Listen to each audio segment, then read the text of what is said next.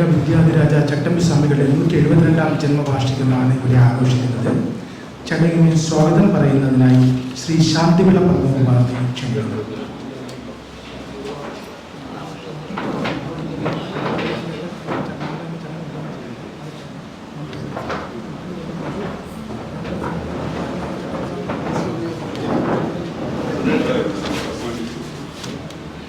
ബഹുമാനപ്പെട്ട അധ്യക്ഷൻ, സ്പീക്കർ, മുൻ മന്ത്രിയുമായ വിജയകുമാർ സാർ, ഈ യോഗം ഔപചാരികമായി ഉദ്ഘാടനം ചെയ്യുന്ന ബഹു MLA കടകംപള്ളി സുരേന്ദ്രൻ സാർ, മറ്റ് ബഹുമാന്യ വ്യക്തികളെ, എല്ലാവർക്കും നന്ദി, നമസ്കാരം.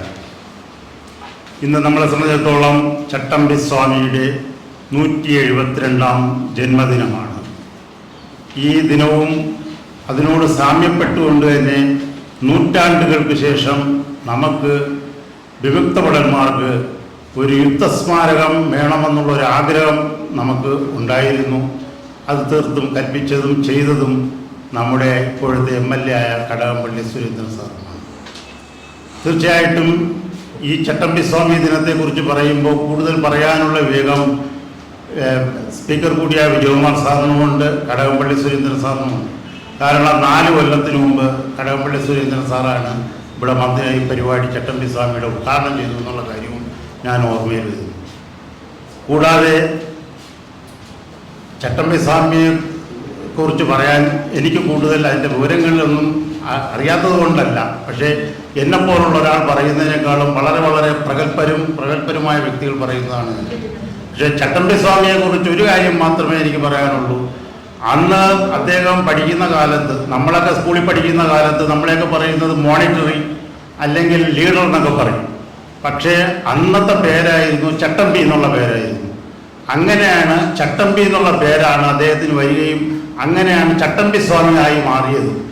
പക്ഷേ അത്രത്തോളം നൈപുണ്യവും കാര്യങ്ങളും സിദ്ധമായിട്ടുള്ള ആധ്യാത്മികമായിട്ടുള്ള കഴിവുള്ള വ്യക്തിത്വത്തിനുടമയായ ചട്ടമ്പി സ്വാമിയെ 172ാം ജന്മദിനത്തെ ഞാൻ ആദരപൂർവ്വം ഏറ്റവും കൂടുതൽ ഓർമ്മപ്പെടുത്തുന്നു. ഇനി ഞാൻ എൻ്റെ 2ാമത്തെ ഘട്ടത്തിലേക്ക് പോവുകയാണ്, സ്വാഗത പ്രസംഗത്തിലേക്കാണ്. സ്വാഗതം ആശംസിക്കുന്നത് ആദ്യമായി നമ്മുടെ മുൻ സ്പീക്കറും മുൻ മന്ത്രിയുമായ വിജയകുമാർ സാറാണ്. സാറിനെ കുറിച്ച് നീതിപൂർവമായ പല കാര്യങ്ങളും പറഞ്ഞു കഴിഞ്ഞാലും രാഷ്ട്രീയത്തിന് അതീതമായി സമുചിതമായ ഒരുപാട് കാര്യങ്ങൾ ചെയ്തിട്ടുള്ള വ്യക്തിത്വത്തിനുടമയാണ് മുൻ സ്പീക്കർ വിജയകുമാർ സാർ. ഞാൻ ഇന്നും എല്ലാം പറയുന്നില്ല, ഒറ്റ കാര്യം മാത്രം പറയാം. അത് ഒരു നൂറ്റാണ്ടിന് മുമ്പുള്ളൊരു സംഭവമായതുകൊണ്ട് പറയുകയാണ്. 85-90 കാലഘട്ടത്തിൽ ഞങ്ങളെപ്പോലുള്ളവർ നേറ്റിക്കര ഭാഗത്തുള്ളവരെല്ലാം ചാല വഴിയാണ് നമ്മളെല്ലാം KSRTC ബസ്സിൽ പോയിക്കൊണ്ടിരുന്നത്. ചാല വന്നു കഴിഞ്ഞാൽ പിന്നെ 1 മണിക്കൂർ അവിടെ കിടക്കും, ബ്ലോക്കാണ്. അവിടെ വരെയൊക്കെ വരും. അവിടെ ചാലയിൽ മൊത്തം ബ്ലോക്കാണ്. അന്ന് ബസ്സുകളെല്ലാം അതുവഴിയാണ്. പിന്നീട് സാറ് സ്പീക്കറായിരുന്ന സമയത്താണ്, എനിക്ക് തോന്നിയിരിക്കുന്ന സാറിൻ്റെ സമയത്തൊന്നുമാണ് ഈ തമ്പാനൂർ ഓവർബ്രിഡ്ജ് റെഡിയാക്കിയത്. ആ ഓവർബ്രിഡ്ജ് വന്നതിന് ശേഷമാണ് ഈ ചാല വഴിയുള്ള ബസ് സർവീസ്, KSRTC സർവീസ് എല്ലാം പിന്നെ ഇങ്ങനെ മാറി ഇതുവഴി പോയി തുടങ്ങിയത്. ചുരുക്കത്തിൽ പറഞ്ഞാൽ മണിക്കൂറുകളോളം നമ്മൾ ഗതാഗതക്കുരുക്കിൽ പെട്ടുപോയ നമുക്ക് ഒരു പരിഹാരം കണ്ടെത്തിയത് അന്ന് സ്പീക്കറായിരുന്ന വിജയകുമാർ സാറാണെന്നുള്ള കാര്യത്തിൽ യാതൊരു സംശയവുമില്ല. അദ്ദേഹത്തെ ഞാൻ ആദരപൂർവ്വം സ്വാഗതം ചെയ്യുന്നു. അടുത്തതായി നമ്മുടെ ഇന്ന് വളരെ പ്രതീക്ഷയോടുകൂടി കാത്തിരുന്നതാണ് നമ്മുടെ കടകംപള്ളി സുരേന്ദ്രൻ സാർ. കാരണം മറ്റൊന്നും കൊണ്ട് കടകംപള്ളി സുരേന്ദ്രൻ സാർ, ഞങ്ങളെല്ലാം സൈനികരാണ്. ഇവിടെ ഇരിക്കുന്നത് തന്നെ നിരവധി പേർ ഓർഡിനറി ക്യാപ്റ്റനും വിവിധ തരത്തിലുള്ള കേണൽ സാറുണ്ട്, കേണൽ അജിനാഥ് സാറുണ്ട്. ഞാൻ ഇത്തരം ഒരു വിഷയം വന്നപ്പോഴത്തേക്ക് ഞാനിത് ശ്രദ്ധിച്ചു. 2 കൊല്ലം കൊണ്ട് ഞാൻ ശ്രദ്ധിച്ചു. യഥാർത്ഥ 2023 പിണറായി വിജയൻ സാറാണ് മന്ത്രിസഭാ സമ്മേളനത്തിലാണ് അത് ഉന്നയിക്കുകയും കടകംപള്ളി സുരേന്ദ്രൻ സാറ് സ്ഥലം MLA ആയിരുന്നപ്പോൾ 1.5 ഏക്കർ സ്ഥലം അനുവദിച്ചു. നമ്മൾ ആലോചിച്ചു നോക്കും, നൂറ്റാണ്ടുകൾക്ക് ശേഷമുള്ള പ്രശ്നങ്ങളാണ്. ഇവിടെ ആലപ്പാട് പാളയത്ത് നമ്മൾ 1.5 സെന്റിലാണ് ഇവിടെ കഴിഞ്ഞുകൂടിയത്. പക്ഷെ നമുക്കൊന്നും ഒരു മീറ്റിംഗ് കൂടാനോ, മീറ്റിംഗ് അല്ല, നമ്മൾ ആഗസ്റ്റ് 15 26 പോലും 5 പേർക്ക് പോലും നിൽക്കാൻ പറ്റാത്തൊരവസ്ഥ വന്നു. അത്രത്തോളം ആരും സമരങ്ങളോ റിക്വസ്റ്റൊന്നും നോക്കിയിട്ടൊന്നും അല്ല MLA കടകംപള്ളി സുരേന്ദ്രൻ സാർ ചെയ്തത്. ഞാൻ ഇന്നും അത് പ്രതീക്ഷിക്കുന്നു. ഹെഡ്ക്വാർട്ടർ സദേൺ ഗവൺമെന്റ് എടുത്ത് 1.5 ഏക്കർ സ്ഥലം, അത് 2 വർഷമായുള്ളൂ, ഇപ്പോഴും പണി നടക്കുകയാണ്. അത്രത്തോളം ചെയ്തൊരു മഹാനായ ഒരു MLA നമുക്ക് ഒരിക്കലും മറക്കാൻ കഴിയില്ല. ഇത് ഒരു യുദ്ധസ്മാരകം, പാളയുദ്ധസ്മാരകത്തിന് പകരമായിട്ട് അവിടെ വരുമ്പോൾ ഇനി കെസ്കോം വരാം, സൈന്യക്ഷേമന്റെ പല ഓഫീസുകളും വരാം, പല രീതിയിലും വരാം. അതിനൊക്കെ വേണ്ടി മുൻകൈയെടുത്ത കടകംപള്ളി സുരേന്ദ്രനെ സുരേന്ദ്രൻ സാറിനെ ഞാൻ ആർദ്രവുമായി സ്വാഗതം ചെയ്തു. അടുത്തതായി നമ്മുടെ എല്ലാ പരിപാടികൾക്കും എത്തുന്ന വ്യക്തിത്വനുടമയാണ് വിളപ്പിൽ രാധാകൃഷ്ണൻ സാർ. സാറിനെ സംബന്ധിച്ചിടത്തോളം സാറിൻ്റെ വിളപ്പിൽ ആ ഭാഗത്തുള്ള എല്ലാ പ്രവർത്തനങ്ങളിലും എപ്പോഴും ശ്രദ്ധിക്കപ്പെടുന്നതാണ്. ഞങ്ങൾ അതുകൊണ്ട് തന്നെ സൈനിക പരിപാടി, വിമുക്തന്മാരുടെ എന്ത് പരിപാടി ഉണ്ടെങ്കിലും ഞാൻ പ്രത്യേകിച്ച് ക്ഷണിക്കാറുണ്ട്.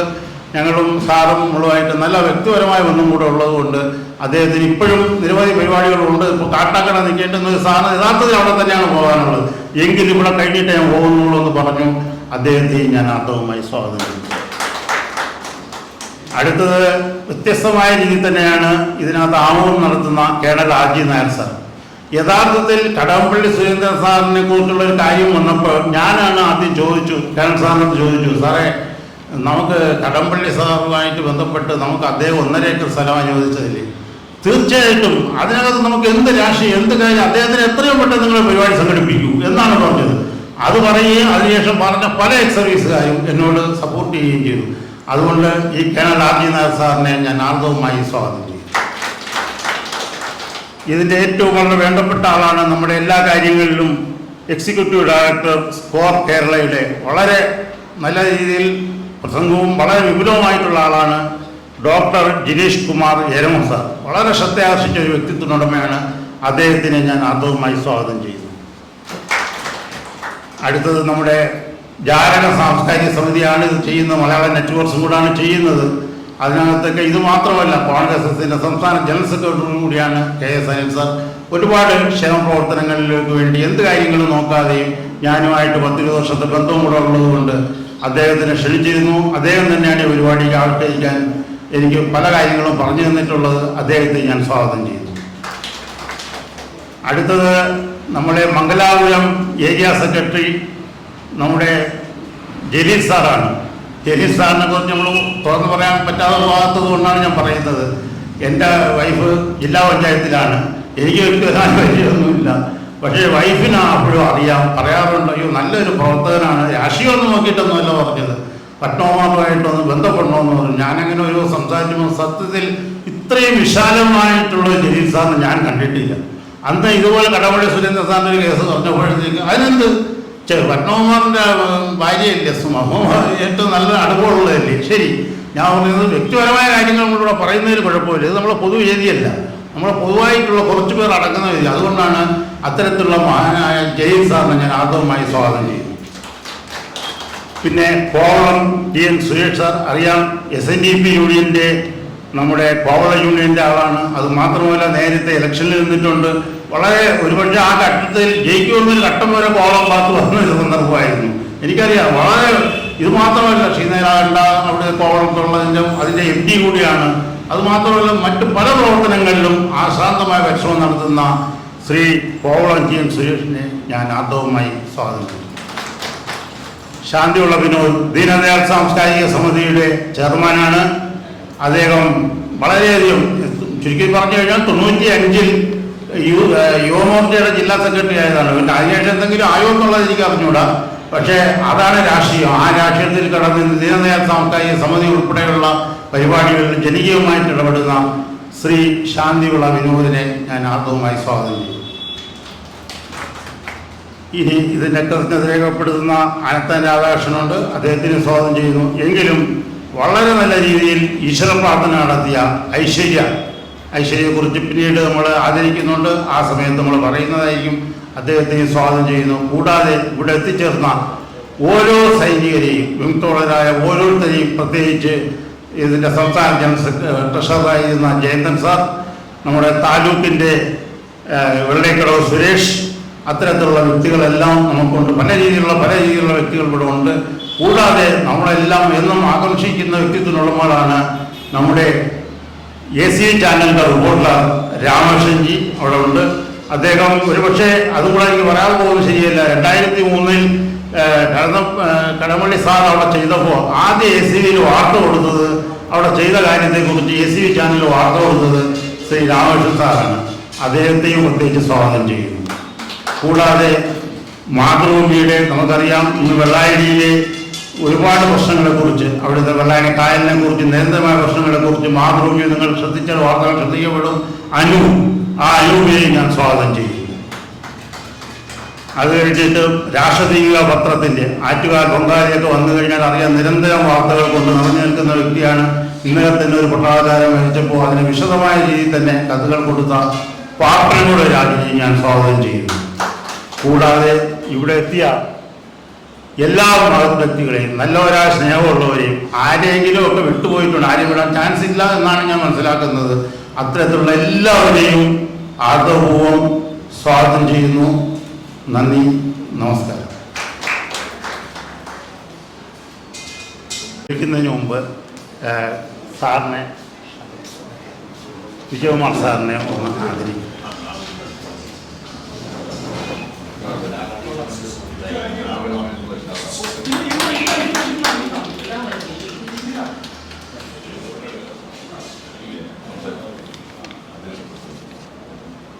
അധ്യക്ഷൻ വിജയകുമാർ സാർ.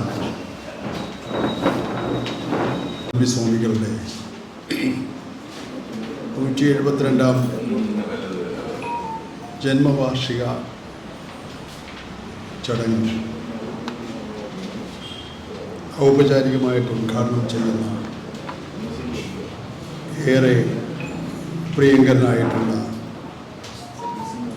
മുൻ മന്ത്രി ശ്രീ കടകംപള്ളി സുരേന്ദ്രൻ, ചടങ്ങിലേക്ക് നമ്മെ എല്ലാം സ്വാഗതം ചെയ്ത പ്രിയമുള്ള ശ്രീ ശാന്തിവിള പത്മകുമാർ, അനുസ്മരണ പ്രഭാഷണം നടത്തുന്ന ജില്ലാ പഞ്ചായത്തിൻ്റെ സ്റ്റാൻഡിംഗ് കമ്മിറ്റി ചെയർമാൻ കൂടിയായ ശ്രീ വിളപ്പിൽ രാധാകൃഷ്ണൻ, ഏറെ ബഹുമാനനായ കേണൽ RG നായർ സാർ, ഞങ്ങൾ എല്ലാ ദിവസവും ഒരുമിച്ച് കാണുന്നവരാണ്, രാവിലെ നടത്തക്കാരാണ്. അദ്ദേഹം, പിന്നെ വേദിയിലുള്ള പ്രശസ്തരായിട്ടുള്ള മറ്റു വ്യക്തികൾ, Shri doctor Jinesh Kumar, Shri PM Binukumar, Shri KS Anil, എൻ്റെ സുഹൃത്ത്, ശ്രീ M ജലീൽ, ശ്രീ കോവളം സുരേഷ്, ശാന്തിവിള വിനോദ്, ആനന്ദാനന്ദൻ രാധാകൃഷ്ണൻ, ഈ വേദിയിൽ ആദരിക്കപ്പെടുന്ന മറ്റ് വിശിഷ്ടാതിഥികളെ, ഗുരുജനങ്ങളെ, സ്നേഹനിധികളായ സഹോദരിമാരെ, സുഹൃത്തുക്കളെ, വളരെ ശ്രദ്ധേയമായ ഒരു ചടങ്ങിനാണ് നാം ഏവരും സാക്ഷ്യം വഹിക്കുന്നത്. ശ്രീ ചട്ടമ്പി സ്വാമികളുടെ, ചട്ടമ്പി സ്വാമികൾ എന്ന് പറഞ്ഞാൽ വിദ്യാധിരാജ ചട്ടമ്പി സ്വാമികൾ എന്നാണ് നമ്മൾ പറയുന്നത്. ആ പേരിനെ അന്വർത്ഥമാക്കുന്നതാണ് ചട്ടമ്പി സ്വാമികൾ. നമ്മുടെ നാട്ടിൽ ഒരു വിജ്ഞാന വിപ്ലവത്തിന് തിരികൊളുത്തിയതാണ് ചട്ടമ്പി സ്വാമികൾ. അതാണ് സ്വാമികളുടെ 172ാമത് ജന്മവാർഷികം നാടെമ്പാടും ആഘോഷിക്കുകയാണ്. എല്ലാ ദിവസവും ഇപ്പോൾ ഇത് തന്നെ അല്ലേ? അങ്ങനെ ഒരു മാറ്റം വന്നിട്ടുണ്ട്. കാരണം ഒരിക്കലും വിസ്മൃതിയിലാണ്ട് പോകേണ്ട മഹാനല്ല അദ്ദേഹം, അല്ലേ?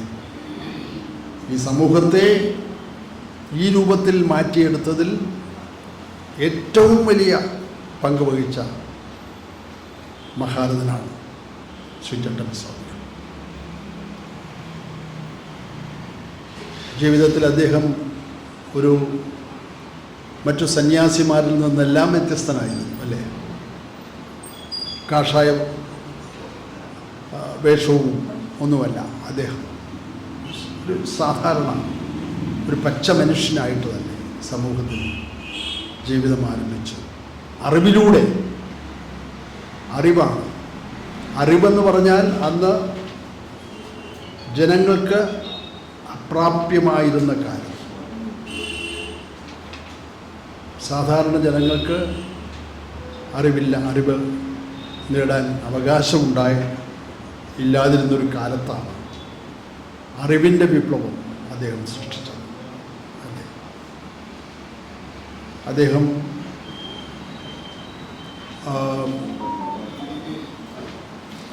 ആരംഭിച്ചിട്ടുള്ള ആ അറിവിൻ്റെ സാമൂഹ്യ വിപ്ലവത്തിൻ്റെ ഗുണഫലങ്ങളാണ് നാം ഇന്ന് അനുഭവിച്ചുകൊണ്ടിരിക്കുന്നത്. ആ രൂപത്തിൽ അത് ഉൾക്കൊണ്ട് അദ്ദേഹത്തെ ഉയർത്തി നമുക്ക് മുന്നോട്ട് പോകാൻ സാധിച്ചിട്ടുണ്ടോ എന്ന് ചോദിച്ചാൽ നമുക്ക് സംശയമാണ്. സാധിച്ചിട്ടില്ല എന്ന് പറയേണ്ടതായിട്ട് വരും. പക്ഷെ ഇന്ന് സമൂഹമാകെ അത് തിരിച്ചറിയുന്നുണ്ട് എന്നതിൻ്റെ തെളിവ് കൂടിയാണ് ഈ ചടങ്ങും. ഈ ചടങ്ങിൻ്റെ കാര്യം പറയുമ്പോൾ ഇവിടെ പത്മകുമാർ തന്നെ സൂചിപ്പിച്ചു, ഇതിനോടനുബന്ധിച്ച് മറ്റൊരു കാര്യം കൂടിയുണ്ട്. അതും വളരെ പ്രധാനപ്പെട്ടതാണ്. സൈനികരാണല്ലോ നമ്മുടെ രാജ്യത്തെ സൃഷ്ടിച്ചതും രാജ്യത്തെ സംരക്ഷിക്കുന്നതും നിലനിർത്തുന്നതും എല്ലാം സൈനികരാണ്. സൈനികരെ ഓർമ്മിക്കാതെ നമുക്ക് മുന്നോട്ട് പോകാൻ. കാരണം നാം ഉറങ്ങുമ്പോഴും ഉണർന്നിരിക്കുന്നത് സൈനികരാണ്. സൈനികരുള്ളത് കൊണ്ടാണ് നിലനിൽക്കുന്നത്. അങ്ങനെയുള്ളൊരു കാലത്താണ് നമ്മൾ ജീവിക്കുന്നത്. അപ്പോൾ ആ സൈനികരെ സ്മരിക്കുക മാത്രമല്ല, അവരെ ആദരിക്കുക എന്നത് മാത്രമല്ല, ഇന്ന് ഒരു സൈനിക സ്മാരകം നമുക്ക് തിരുവനന്തപുരത്തുണ്ടായിരുന്ന അല്ലെങ്കിൽ കേരളത്തിലുണ്ടായിരുന്ന വലിയൊരു കുറവ്. ഇപ്പോൾ പാളയത്ത് നമ്മുടെ യുദ്ധസ്മാരകമുണ്ട്. സ്മാരകമെന്ന് പറയാൻ ഒക്കില്ല. അതെ, 3 സെൻറ്റ് എന്ന് പറഞ്ഞാൽ എല്ലാം റോഡൊക്കെ എടുത്ത് പോയി. 3 സെൻറ്റുമില്ല, 1 സെൻറ്റേ ഫസ്റ്റ് വേൾഡ് വാറിൻ്റെ സ്മാരകമാണ്. അതാണ് ആഗ്രഹം. അങ്ങനെ ആകേണ്ടതല്ല, അല്ലേ? ഏറ്റവും വലിയ സ്മാരകമുണ്ടാക്കേണ്ടത് സൈനികർക്ക് തന്നെയാണ്. അതിന് നല്ലൊരു തുടക്കമാണ് ഇവിടെ കുറിച്ചിരിക്കുന്നത്. ശ്രീ പിണറായി വിജയൻ മുഖ്യമന്ത്രി എന്ന നിലയിലും അദ്ദേഹത്തോടൊപ്പം ചേർന്നുകൊണ്ട് ഇതിനുള്ള സാഹചര്യങ്ങൾ സൃഷ്ടിച്ച, അതിന് കളമൊരുക്കിയ പ്രിയങ്കരനായിട്ടുള്ള, കാരണം ഇതൊക്കെ നല്ലവണ്ണം നേരിട്ട് അറിയുന്ന ഒരു സാമാജികൻ എന്ന നിലയിൽ കൂടി ശ്രീ കടകംപള്ളി അന്ന് മന്ത്രിയായിരുന്നു. ആധികാരങ്ങളെല്ലാം ഉപയോഗിച്ചുകൊണ്ട് ഒരു സ്മാരകം അവിടെ ഉയർന്നു വരുന്നു എന്നതിലും അങ്ങേയറ്റത്തെ സന്തോഷമുണ്ട്. ശാന്തിവിള പറഞ്ഞതാണ്, അതിനോട് ഞാൻ സപ്പോർട്ട് ചെയ്യുന്നു. അങ്ങേയറ്റത്തെ അഭിമാനത്തോടു കൂടി പറയാൻ സാധിക്കും. അത് ചെറിയ കാര്യമല്ല. അത് വിദ്യാധിരാജ ചട്ടമ്പിസ്വാമികളുടെ ഈ ജന്മദിനാഘോഷവുമായിട്ട് ചേർത്ത് അതിനെ മാറ്റിയെടുക്കാൻ സാധിച്ചു എന്നതിലും അങ്ങേയറ്റത്തെ സന്തോഷമുണ്ട്.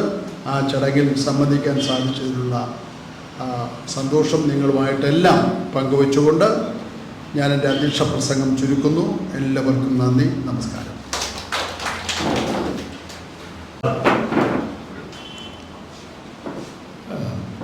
കടകംപള്ളി സാറിന് മുമ്പായിട്ട് ആമുഖമായിട്ട് നമ്മുടെ കേണൽ RG നായർ സാർ 2 വാക്ക്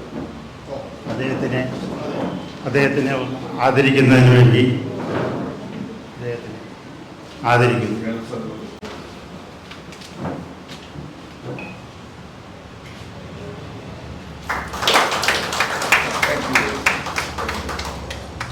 കേണൽ RG നായർ സാറിനെ ക്ഷണിക്കുന്നു.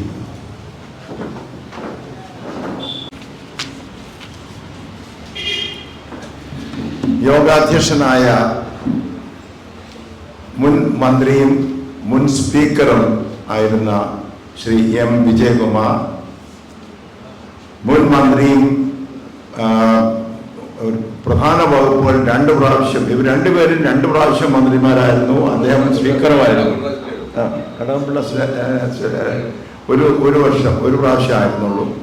പക്ഷേ ഇവർ രണ്ടുപേരും ഇന്ന് തിരുവനന്തപുരത്തിൻ്റെ പൊതുജീവിതത്തിൽ മുൻനിരയിൽ ഇന്നും ആക്റ്റീവായിട്ട് നിൽക്കുന്നവരാണ്.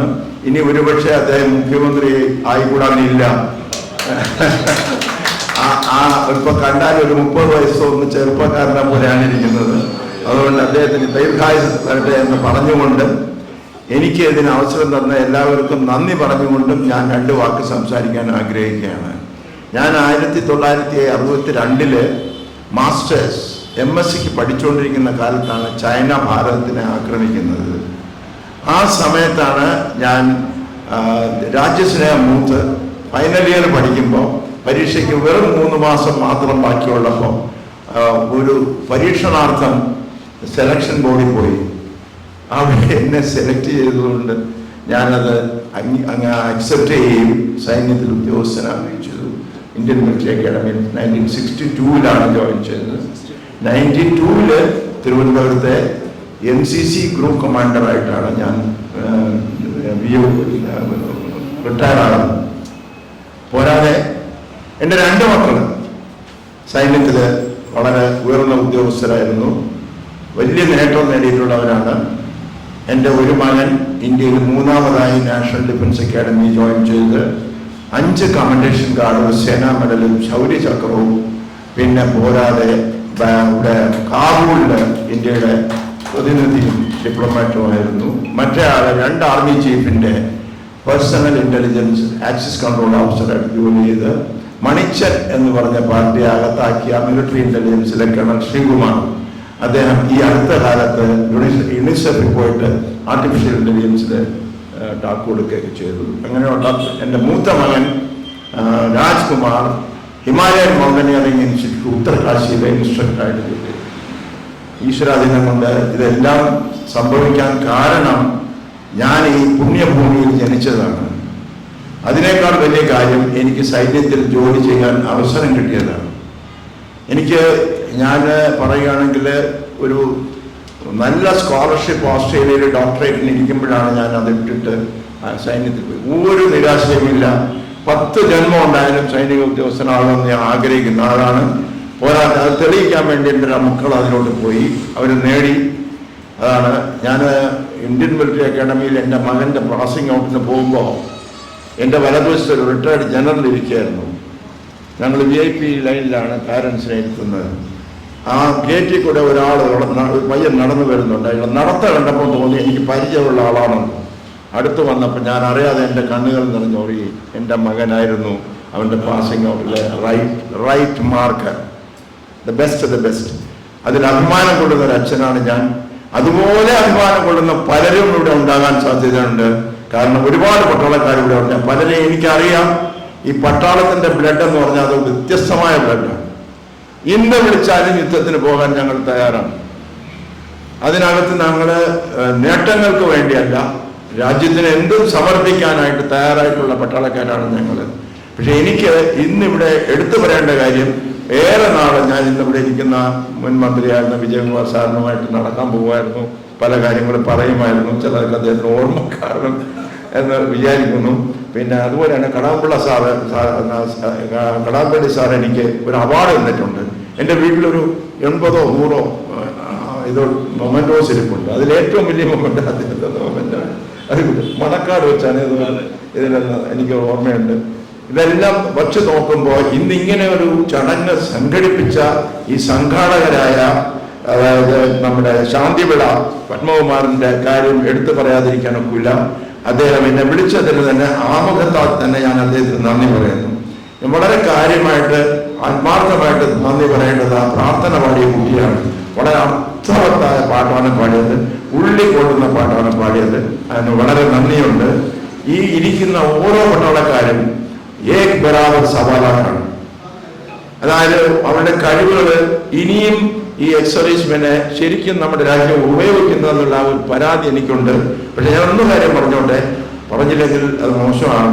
ഏറ്റവും പ്രാധാന്യമുള്ള ഒരു കാര്യം ചെയ്ത കടാമ്പള്ളി സുരേന്ദ്രനെ ഞാൻ വാനോലപ്പെടുത്തുന്നു. അദ്ദേഹം 1.5 ഏക്കർ സ്ഥലമാണ് തന്നിരിക്കുന്നത്. 3 സെന്റിലാണെന്ന് ഫസ്റ്റ് വേൾഡ് വാറിന്റെ മെമ്മോറിയൽ ഇരിക്കുന്നത്. ഞങ്ങൾ അവിടെ പോയി വീക്ക് വെച്ച് കഴിഞ്ഞാൽ അവിടെ 2-10 പേര് കൂടുതൽ നിൽക്കാനുള്ള സ്ഥലമില്ല. ഇതിന്റെ 1 സെന്റിമീറ്റർ സ്ഥലം പോലും മോശമാകാതെ അതിനെ ലോകോത്തരത്തിലുള്ള ഒരു മെമ്മോറിയലാക്കി മാറ്റണം. അത് നമ്മൾ വിചാരിച്ചാൽ നടക്കും. ഇത് ദുരുപയോഗം ചെയ്തു കഴിഞ്ഞാൽ അതിനെ ഒന്നും ചെയ്യാനൊക്കില്ല. പ്ലാനിങ് സ്റ്റേജിൽ തന്നെ അതിനെ മോണിറ്റർ ചെയ്യണം അധികാരികൾ. നിങ്ങളെല്ലാം സമൂഹത്തിൽ ഇൻഫ്ലുവൻസ് ചെയ്യാൻ കഴിവുള്ള ആളുകളാണ് ഈ സദസ്സിൽ ഇരിക്കുന്നത്. അവരോട് ഞാൻ പ്രത്യേകം അഭ്യർത്ഥിക്കുന്നു. അങ്ങനെ ഇന്ത്യയിലെ തന്നെ ബെസ്റ്റ് മെമ്മോറിയൽ ഉണ്ടാക്കാൻ 1.5 ഏക്കർ സ്ഥലം വളരെ കൂടുതലാണ്, നല്ലതാണ്. ആ രീതിയിലുള്ള ഗാർഡനും അതിനുള്ള പ്ലാനിങ്ങും ഒക്കെ ചെയ്യാൻ എന്നാൽ കഴിയുന്നത് ഞാൻ ചെയ്യാം. എനിക്ക് അനുഭവ സമ്പത്തുണ്ട്. നിങ്ങൾ സിലിഗുരി എന്ന് പറഞ്ഞ സ്ഥലത്ത് പോവുകയാണെങ്കിൽ 3.5 ഏക്കർ ചതുപ്പിന് ടിക്കറ്റ് എടുത്ത ആൾക്ക് കയറാനുള്ള ഒരു ഗാർഡൻ ആക്കിയ എനിക്ക് അനുഭവ സമ്പത്തിൻ്റെ കയ്യിലുണ്ട്. ഞാൻ കൂടെ ചേരാൻ തയ്യാറാണ്. പോരാതെ ഞാൻ അതിൻ്റെ ഡെവലപ്മെന്റിന് വേണ്ടി എൻ്റെ കയ്യിലൊരു ഫണ്ടുണ്ട്. 50,000 രൂപ ഞാൻ കൊടുക്കാമെന്ന് ഇപ്പോൾ ഇത്രയും പറഞ്ഞുകൊണ്ട് ഇന്നിവിടെ വന്ന എൻ്റെ സഹോദരന്മാർക്ക്, സൈനികർക്കും അവരെ ആദരിക്കാൻ ഒത്തുകൂടിയ വളരെ വളരെ ഉന്നതരായ ഉന്നത പ്രാസംഗികരോട് എൻ്റെ നന്ദി രേഖപ്പെടുത്തിക്കൊണ്ട് എൻ്റെ വാക്കുകൾ ഞാൻ ചുരുക്കുന്നു. പിന്നെ ഒരു വാക്ക്, ശ്രീ ചട്ടമ്പി സാർ, അദ്ദേഹത്തിനെ സ്മരിക്കുന്നു. അദ്ദേഹത്തിൻ്റെ ഉപയോഗിച്ച ചെരുപ്പും വടിയും ഇതെല്ലാം കൂടൽമാണിക്യ ക്ഷേത്രം, ഞങ്ങളുടെ തറവാട് ക്ഷേത്രമാണ്, അവിടെ ഇന്നും വച്ചിട്ടുണ്ട്. ഞങ്ങൾ വിസിറ്റ് ചെയ്യുമ്പോൾ അത് കാണാറുണ്ട്. കൂടൽമാണിക്യ ക്ഷേത്രം ഇരങ്ങാലക്കുട, അവിടെ അദ്ദേഹം ഉപയോഗിച്ച ചെരുപ്പ്, അദ്ദേഹത്തിൻ്റെ കുറേ സാധനങ്ങൾ അവിടെ വെച്ചിട്ടുണ്ട്. ശാന്തിവിള എന്നെ ഇതിനെ വിളിച്ചതിന് ഞാൻ വളരെ വളരെ ആഭാരിയാണ്.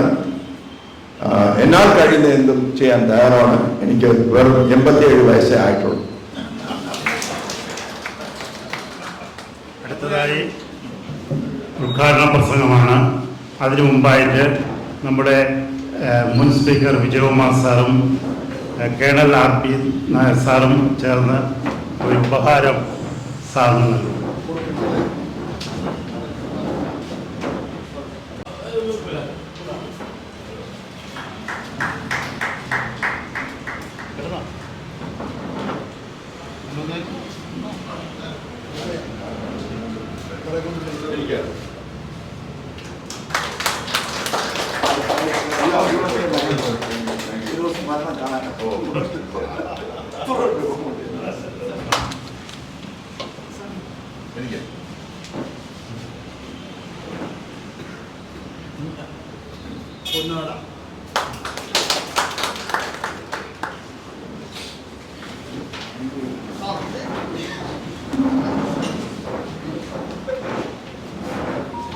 ഇന്ന് ഈ ചടങ്ങിന് അധ്യക്ഷത വഹിക്കുന്ന ചട്ടമ്പി സ്വാമികളുടെ 172ാമത് ജന്മവാർഷിക അതിൻ്റെ ഭാഗമായിട്ടുള്ള ഈ സമ്മേളനത്തിൽ അധ്യക്ഷത വഹിക്കുന്ന മുൻ നിയമസഭാ സ്പീക്കറും മുൻ മന്ത്രിയും ഒക്കെയായിട്ടുള്ള ശ്രീ എം വിജയകുമാർ, ഈശ്വര പ്രാർത്ഥന ചൊല്ലിയ കുമാരി ഐശ്വര്യ, സ്വാഗതം ആശംസിച്ച ശ്രീ ശാന്തിവിള പത്മകുമാർ, ബഹുമാനപ്പെട്ട ശ്രീ വിളപ്പിൽ രാധാകൃഷ്ണൻ, ആദരണീയനായിട്ടുള്ള Shri colonel RD Nair, doctor Jinesh Kumar, Shri KS Anil, Shri M Jaleel, Shri Kovalam TN Suresh, Shri Shanthivila Vinod, Shri Anathanan Radhakrishnan, ഇന്നിവിടെ ആദരിക്കപ്പെടുന്ന ആദരവിന് അർഹരായിട്ടുള്ള ACB channel reporter Shri Ramakrishnan Anoor, മാതൃഭൂമിയുടെ ശ്രീ പാപ്പനംകോട് അനൂർ, മനാലി ശ്രീ പാപ്പനംകോട് രാജൻ, ദീപിക, മറ്റ് മുതിർന്ന സൈനികർ, സാംസ്കാരിക പ്രവർത്തകർ, എല്ലാവർക്കും ഒരിക്കൽ കൂടി എൻ്റെ വിനീതമായിട്ട് നമസ്കാരം. കേരളത്തിലെ നവോത്ഥാന പ്രസ്ഥാനത്തിന് നേതൃത്വം നൽകിയ മഹാന്മാരായിട്ടുള്ള നവോത്ഥാന നായകന്മാരിൽ വളരെ പ്രധാനപ്പെട്ട സ്ഥാനം അലങ്കരിക്കുന്ന സന്യാസി ശ്രേഷ്ഠനാണ് ചട്ടമ്പി സ്വാമികൾ എന്ന് നാം എല്ലാവരും തിരിച്ചറിയുന്നുണ്ട്. ആധുനിക കേരളം രൂപപ്പെട്ടത് നവോത്ഥാനത്തിൻ്റെ പിൻബലത്തിലാണെന്ന് നമ്മളെല്ലാവരും മനസ്സിലാക്കിയിട്ടുള്ളതാണ്. ചട്ടമ്പി സ്വാമികളോടൊപ്പം ഒരു വയസ്സിൻ്റെ എളുപ്പമുണ്ടായിരുന്ന ശ്രീനാരായണ ഗുരു ഏതാനും വയസ്സിൻ്റെ മൂത്തതായിരുന്ന അയ്യ വൈകുണ്ഠ സ്വാമികൾ ഒരു 6-7 വയസ്സ് ശ്രീനാരായണ ഗുരുവിന് 6-7 വയസ്സ് എളുപ്പമുണ്ടായിരുന്ന മഹാത്മാ അയ്യൻകാളിയും അങ്ങനെ തുടങ്ങിയിട്ടുള്ള സാംസ്കാരിക നായകന്മാരുടെ, നവോത്ഥാന നായകന്മാരുടെ പ്രവർത്തന ഫലമാണ് യഥാർത്ഥത്തിൽ ആധുനിക കേരളത്തെ സൃഷ്ടിക്കുന്നതിന് സഹായകരമായത്. ചട്ടമ്പി സ്വാമികൾ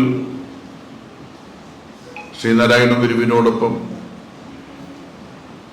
കേരളത്തിൽ അന്ന് നിലനിന്നിരുന്ന ജാതി വ്യവസ്ഥയെ ഇല്ലാതാക്കുന്നതിന് വേണ്ടിയിട്ടുള്ള പ്രവർത്തനങ്ങൾക്ക് നേതൃത്വം കൊടുത്ത സന്യാസി വര്യനാണ്. ജാതീയമായിട്ടുള്ള ഉച്ചനീചത്വങ്ങൾ അവസാനിപ്പിക്കുക എന്നുള്ള നവോത്ഥാനം അന്ന് ഉയർത്തിയ ഏറെ പ്രധാനപ്പെട്ട മുദ്രാവാക്യം സാധ്യതപ്രായമാക്കാൻ ക്ഷേത്ര പരിസരങ്ങളെ പ്രയോജനപ്പെടുത്തിയ സന്യാസി വര്യന്മാരായിരുന്നു ശ്രീനാരായണ ഗുരുവും ചട്ടമ്പി സ്വാമികളും. വിദ്യ അതിൻ്റെ പ്രാധാന്യം തിരിച്ചറിഞ്ഞ സന്യാസി ശ്രേഷ്ഠനാണ് ചട്ടമ്പി സ്വാമികൾ. വേദം ബ്രാഹ്മണരുടെ മാത്രം കുത്തകയാണെന്ന് ധരിച്ചിരുന്ന കാലത്ത് അബ്രാഹ്മണർക്ക് വേദാഭ്യാസമാകാം എന്ന ബോധ്യത്തോടുകൂടി വേദത്തെ പഠിക്കാനും അതിനെ വ്യാഖ്യാനിക്കാനും വേദാധികാര നിരൂപണമെന്ന അമൂല്യമായിട്ടുള്ള ഗ്രന്ഥരചനയ്ക്കും ചട്ടമ്പി സ്വാമികൾ അന്ന് തയ്യാറാവുകയുണ്ടായി. ഒരുപക്ഷെ അക്കാലത്ത് ബ്രാഹ്മണ്യ മേധാവിത്വം നിലനിന്നിരുന്ന വേദാധികാരത്തെ തൻ്റെ വൈജ്ഞാനിക ശേഷി കൊണ്ട് ചട്ടമ്പി സ്വാമികൾ ചോദ്യം ചെയ്തു എന്നുള്ളതാണ് വാസ്തവം. 1888 കേരളത്തിൽ നവോത്ഥാനത്തിൻ്റെ വലിയ ഒരു വിപ്ലവം എന്നുള്ള നിലയിൽ ചൂണ്ടിക്കാണിക്കപ്പെടുന്ന അരുവിപ്പുറം ശിവപ്രതിഷ്ഠ ശ്രീനാരായണ ഗുരു നടത്തിയത്. അതിനും 5 വർഷങ്ങൾക്ക് മുമ്പ് 1883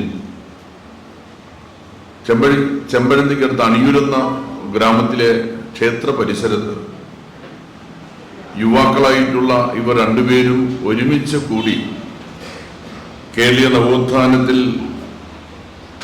അന്ന് നിലനിന്നിരുന്ന ജാതി വ്യവസ്ഥയെ, അന്ന് നിലനിന്നിരുന്നതായിട്ടുള്ള മനുഷ്യത്വരഹിതമായിട്ടുള്ള നിലപാടുകളെ കുറിച്ചെല്ലാം ചർച്ച ചെയ്തതായി രേഖകൾ പറയുന്നുണ്ട്.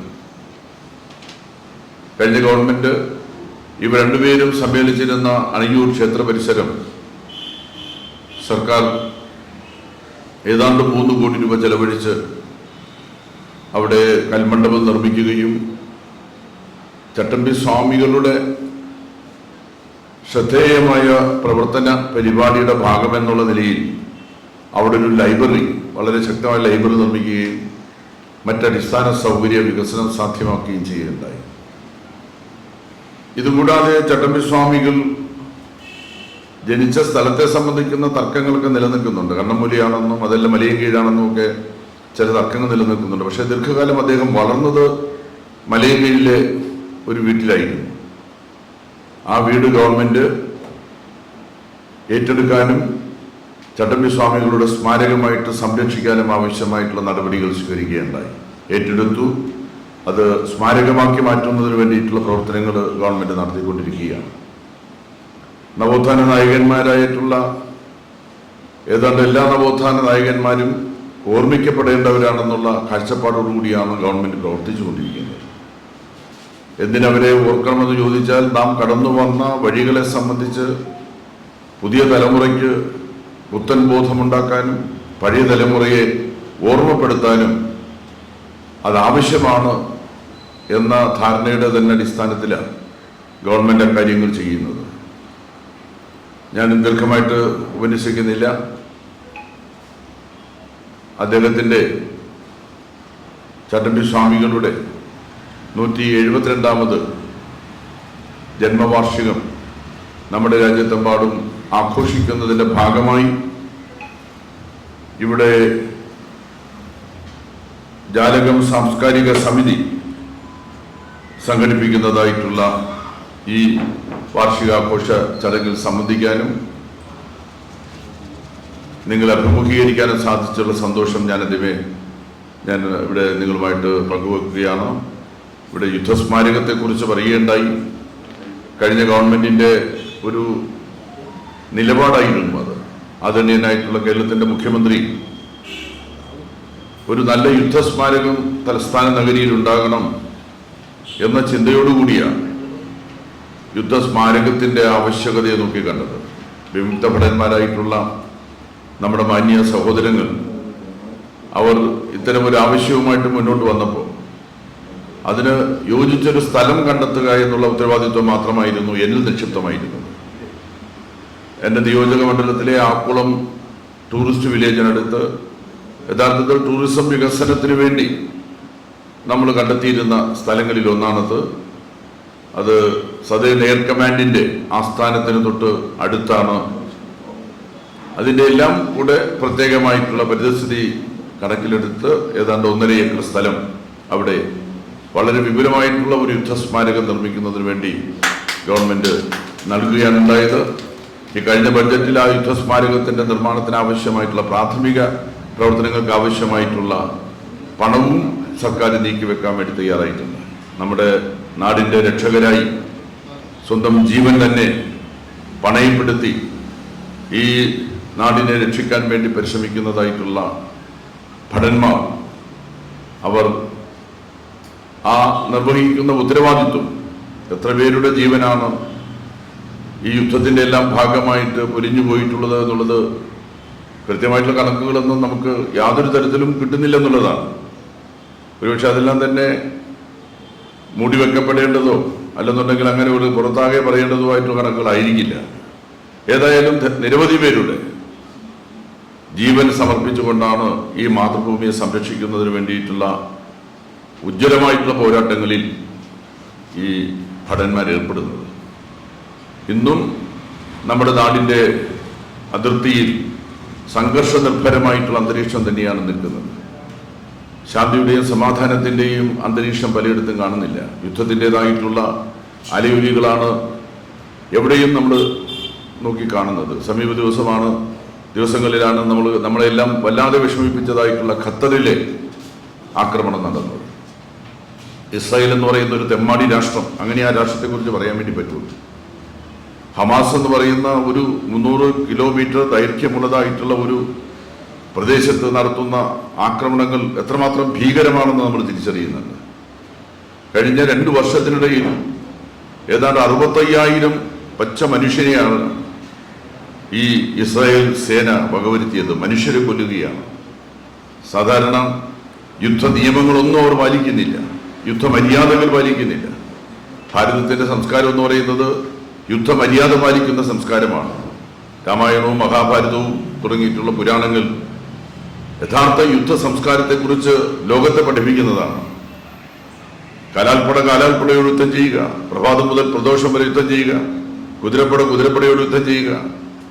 അങ്ങനെ യുദ്ധത്തിൽ യാതൊരു കളങ്കവും പാടില്ല എന്ന് കരുതുന്നതായിട്ടുള്ള സംസ്കാരത്തിന് ഉടമകളായിട്ടുള്ള നമ്മൾ ഞെട്ടിപ്പോകുന്ന കാഴ്ചയാണ് ലോകത്തിൻ്റെ ഒരു ഭാഗത്ത് നടക്കുന്നത്. അമേരിക്കയുടെ സഹായത്തോടു കൂടി ഇസ്രായേൽ എന്ന് പറയുന്നതായിട്ടുള്ള ഒരു രാഷ്ട്രം ചെറിയ കുട്ടികളാണെന്നോ സ്ത്രീകളാണെന്നോ വ്യത്യാസമില്ലാതെ 10,000 മനുഷ്യരെ കൊന്നൊടുക്കുകയാണ്.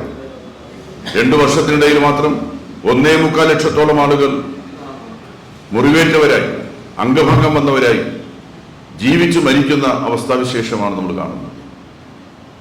അതിന് ഒരു അറുതി വരുത്തുന്നതിന് വേണ്ടിയിട്ടുള്ള ചർച്ചകളൊക്കെ നടക്കുന്നതായിട്ടുള്ള അന്താരാഷ്ട്ര സാഹചര്യത്തിൽ ഹമാസിന്റെ നേതാക്കന്മാരൊരു യോഗം ചേരുകയാണ് എന്ന് പറഞ്ഞുകൊണ്ടാണ് ദോഹയിലെ ഒരു കെട്ടിടത്തിന്റെ മുകളിലേക്ക് ഇസ്രായേൽ ബോംബ് വർഷിച്ചത്. അവിടുന്ന് 10-20 മൈലുകൾക്കപ്പുറമാണ് അമേരിക്കയുടെ ഏറ്റവും വലിയ യുദ്ധ കേന്ദ്രം സ്ഥിതി ചെയ്യുന്നത്. ഈ രാജ്യത്ത് തന്നെയാണ് അമേരിക്കയുടെ ഏറ്റവും വലിയ, ലോകത്തെവിടെയും നടക്കുന്നതായിട്ടുള്ള ആകാശ യുദ്ധങ്ങളെ നിയന്ത്രിക്കുന്ന യുദ്ധ കേന്ദ്രം, അതിനാവശ്യമായിട്ടുള്ള സൈനിക താവളം. ഒരുപക്ഷെ അമേരിക്കയുടെ ലോകത്തിലെ ഏറ്റവും വലിയ സൈനിക താവളം സ്ഥിതി ചെയ്യുന്നത് ഈ ഖത്തർ എന്ന് പറയുന്നതായിട്ടുള്ള സ്ഥലത്താണ്.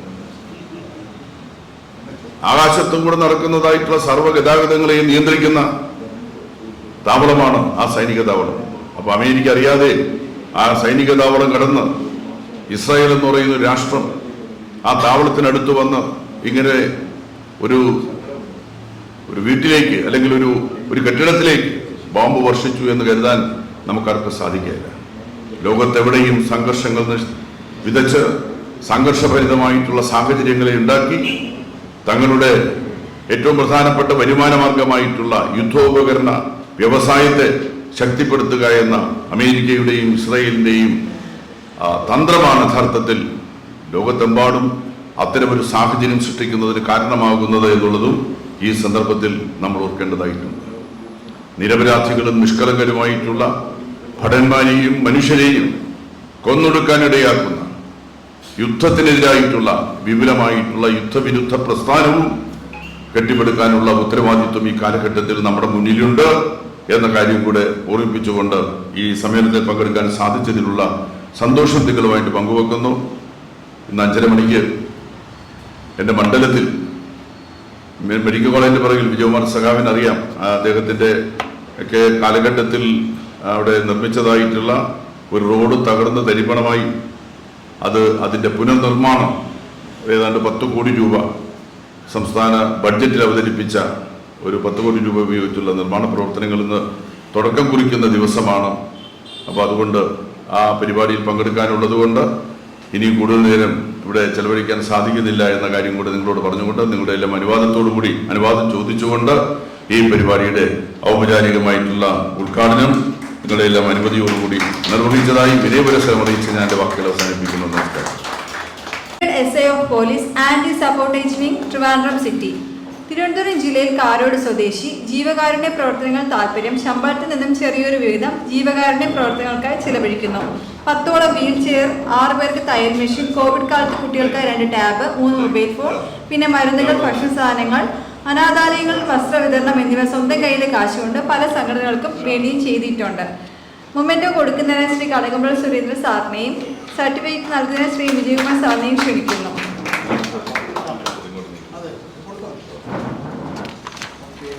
ഗ്രേസി സംരംഭകയും സാമൂഹിക പ്രവർത്തകയും ആഭരണ നിർമ്മാണത്തിനും വീട്ടിൽ നിർമ്മിച്ച വസ്തുക്കൾക്ക് വേണ്ടിയുള്ള ചെറുകിട വ്യവസായം, സാമൂഹിക സേവനം, തണൽ രക്തസാന പുരസ്കാരം, മുഹമ്മദ് റഫി ഫൗണ്ടേഷൻ സ്നേഹാദരവ്, പുലരി TV ശംഖുമുദ്ര പുരസ്കാരം, സംസ്കൃത ദിവസ് പ്രതിഭാ പുരസ്കാരം എന്നീ പുരസ്കാരങ്ങൾ ഇതിനോടകം തന്നെ സ്വന്തമാക്കിയിട്ടുണ്ട്. ഡോക്ടർ സീന മുരുകൻ ഫിറ്റ്നസിലെ സിംഗപ്പെണ്ണ്. 9 വർഷമായി ഫിറ്റ്നസ് ട്രെയിനറായ ഭർത്താവ് മുരുകൻ ശിക്ഷണത്തിൽ നല്ലൊരു ലേഡി ഫിറ്റ്നസ് ട്രെയിനറായി തുടരുന്നു. Smart lady fitness lounge fitness centre തുടങ്ങിയിട്ട് 3 വർഷത്തോളമായി. ഇതിനോടകം തന്നെ നിരവധി പുരസ്കാരം ഡോക്ടർ സീന മുരുകൻ സ്വന്തമാക്കി. 2023 റിയൽ സൂപ്പർ വുമൺ അവാർഡ്, ആചാര്യ അവാർഡ് 2021, 2024 ബെസ്റ്റ് ഫിറ്റ്നസ് ട്രെയിനർ അവാർഡും ലഭിച്ചു.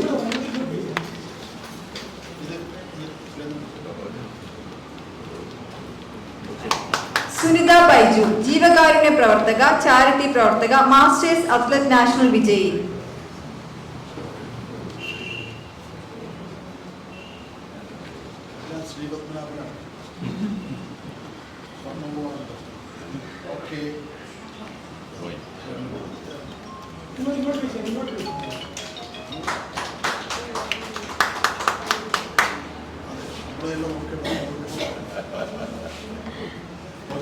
ജിലി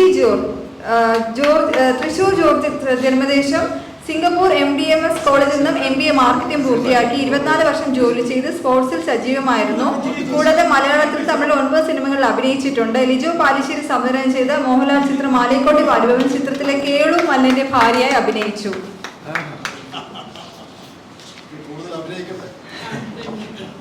ശിവപ്രസാദ് PS ജീവകാരുണ്യ പ്രവർത്തകനും മനുഷ്യാവകാശ ജില്ലാ വൈസ് പ്രസിഡന്റ്, സാമൂഹ്യ പ്രവർത്തകനുമാണ്.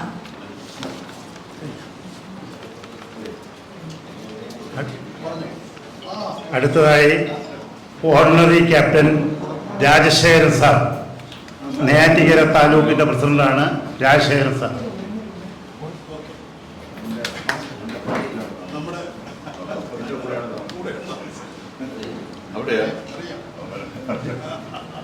അടുത്തതായി ordinary captain Jayanthan sir, Neyyattinkara സംസ്ഥാന ട്രഷറർ, താലൂക്കിൻ്റെ വൈസ് പ്രസിഡന്റ്.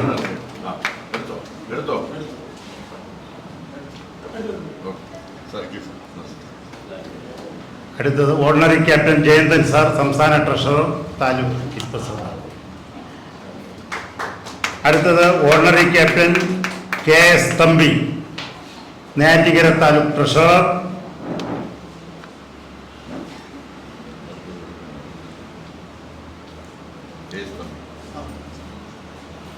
അടുത്തതായി ഓർഡിനറി ക്യാപ്റ്റൻ അനിൽകുമാർ. അത് ശ്രദ്ധിക്കേണ്ടുന്ന ഒരു വിഷയം കൂടെയാണ്. അദ്ദേഹത്തിൻ്റെ മകളാണ് പാർലമെന്റിൽ 2023 പാർലമെന്റിൽ കേരളത്തിൽ നിന്ന് സംസാരിച്ച മോൾ ഇദ്ദേഹത്തിൻ്റെ മകളാണ് അനുഷ.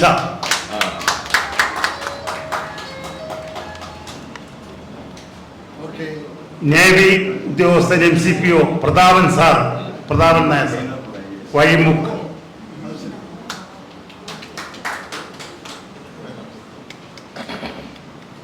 സുബേദാർ D രവീന്ദ്രൻ,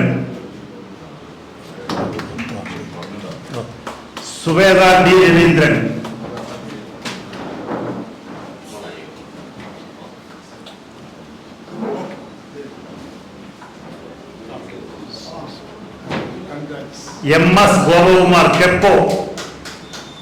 കെപ്പോ ജീവനക്കാരൻ, വളരെ ശ്രദ്ധയാകർഷിച്ചിട്ടുള്ള ആളാണ് MS ഗോപകുമാർ.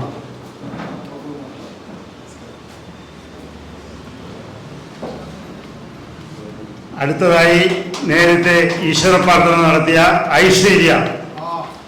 അതുമാത്രമല്ല, ആകാശവാണി ലളിതാഗാന വിഭാഗത്തിൽ ഗ്രേഡ് അസിസ്റ്റന്റുമാണ്. നിരവധി സംഗീത ആൽബങ്ങളിലും പാടിയിട്ടുണ്ട്. ഐശ്വര്യ.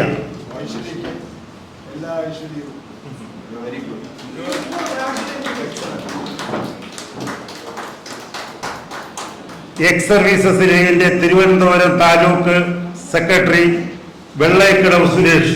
ഒരുപാട് പ്രവർത്തനങ്ങൾ, മികവാർന്ന പ്രവർത്തനങ്ങൾ നടത്തുന്ന ഹോംഗാർഡുകാരൻ കൂടിയാണ്. മണ്ണന്തല സ്റ്റേഷൻ.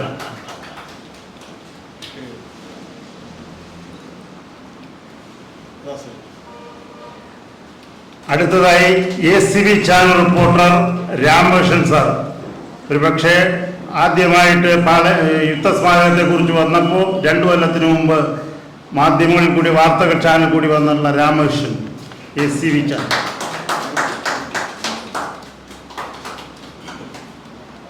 അടുത്തതായി അനു, മാതൃഭൂമി. വെള്ളായണിയിലെ ദേശീയ ഇതിനെക്കുറിച്ചും വെള്ളായണി കായലിനെ കുറിച്ചുള്ള ഒരുപാട് വാർത്തകൾ കൊടുത്ത് എന്നും മാതൃഭൂമി ശ്രദ്ധിക്കപ്പെടുന്ന ആളാണ് അനു. അടുത്തതായി പാപ്പനംകോട് രാജൻ. അറിയാം, ആറ്റുകാൽ പൊങ്കാലയായാലും എന്തെല്ലാം കാര്യങ്ങളിൽ നടന്നു കഴിഞ്ഞാലും രാഷ്ട്രദീപികയിലെ ദിവ്യ പത്രത്തിൻ്റെ പ്രധാന റിപ്പോർട്ടർ കൂടിയായ ശ്രീ പാപ്പനംകോട് രാജൻ. അടുത്തതായി നമ്മളെല്ലാം വളരെ വേണ്ടപ്പെട്ട ആൾ കൂടിയായ ജാലക സാംസ്കാരിക സമിതിയുടെ പ്രസിഡന്റ് ശ്രീ KS സനിൽ.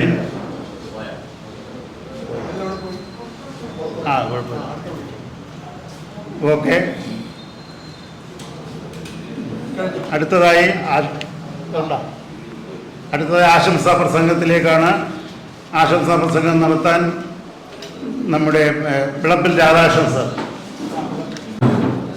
ദീർഘമായ ഒരു വർത്തമാനത്തിന് ഇനി പ്രസക്തിയില്ല.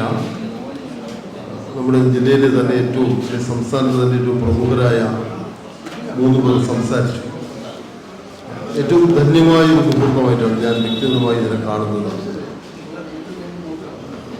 നമ്മുടെ നവോത്ഥാന നായകരിൽ പ്രമുഖനായ ചട്ടമ്പി സ്വാമികളെ സ്മരിക്കുന്ന അദ്ദേഹത്തിൻ്റെ ജന്മദിനത്തിൽ അദ്ദേഹത്തെ സ്മരിക്കുന്ന ഒരു ചടങ്ങ്, യുദ്ധസ്മാരകത്തിന് സ്ഥലം നൽകാൻ പരിശ്രമിച്ച ശ്രീ കടകംപള്ളി സുരേന്ദ്രൻ MLA ആദരിക്കുന്ന ചടങ്ങ്. രണ്ടും ചേർത്താണ് ഈ പരിപാടി. ഇവിടെ കടകംപള്ളി സൂചിപ്പിച്ചതുപോലെ ചട്ടമ്പി സ്വാമികളുടെ ജന്മനാടെന്ന് ഞങ്ങൾ അവകാശപ്പെടുന്ന അത് എൻ്റെ ജില്ലാ പഞ്ചായത്ത് ഡിവിഷനിലാണ്, മലയൻകീഴിലാണ്.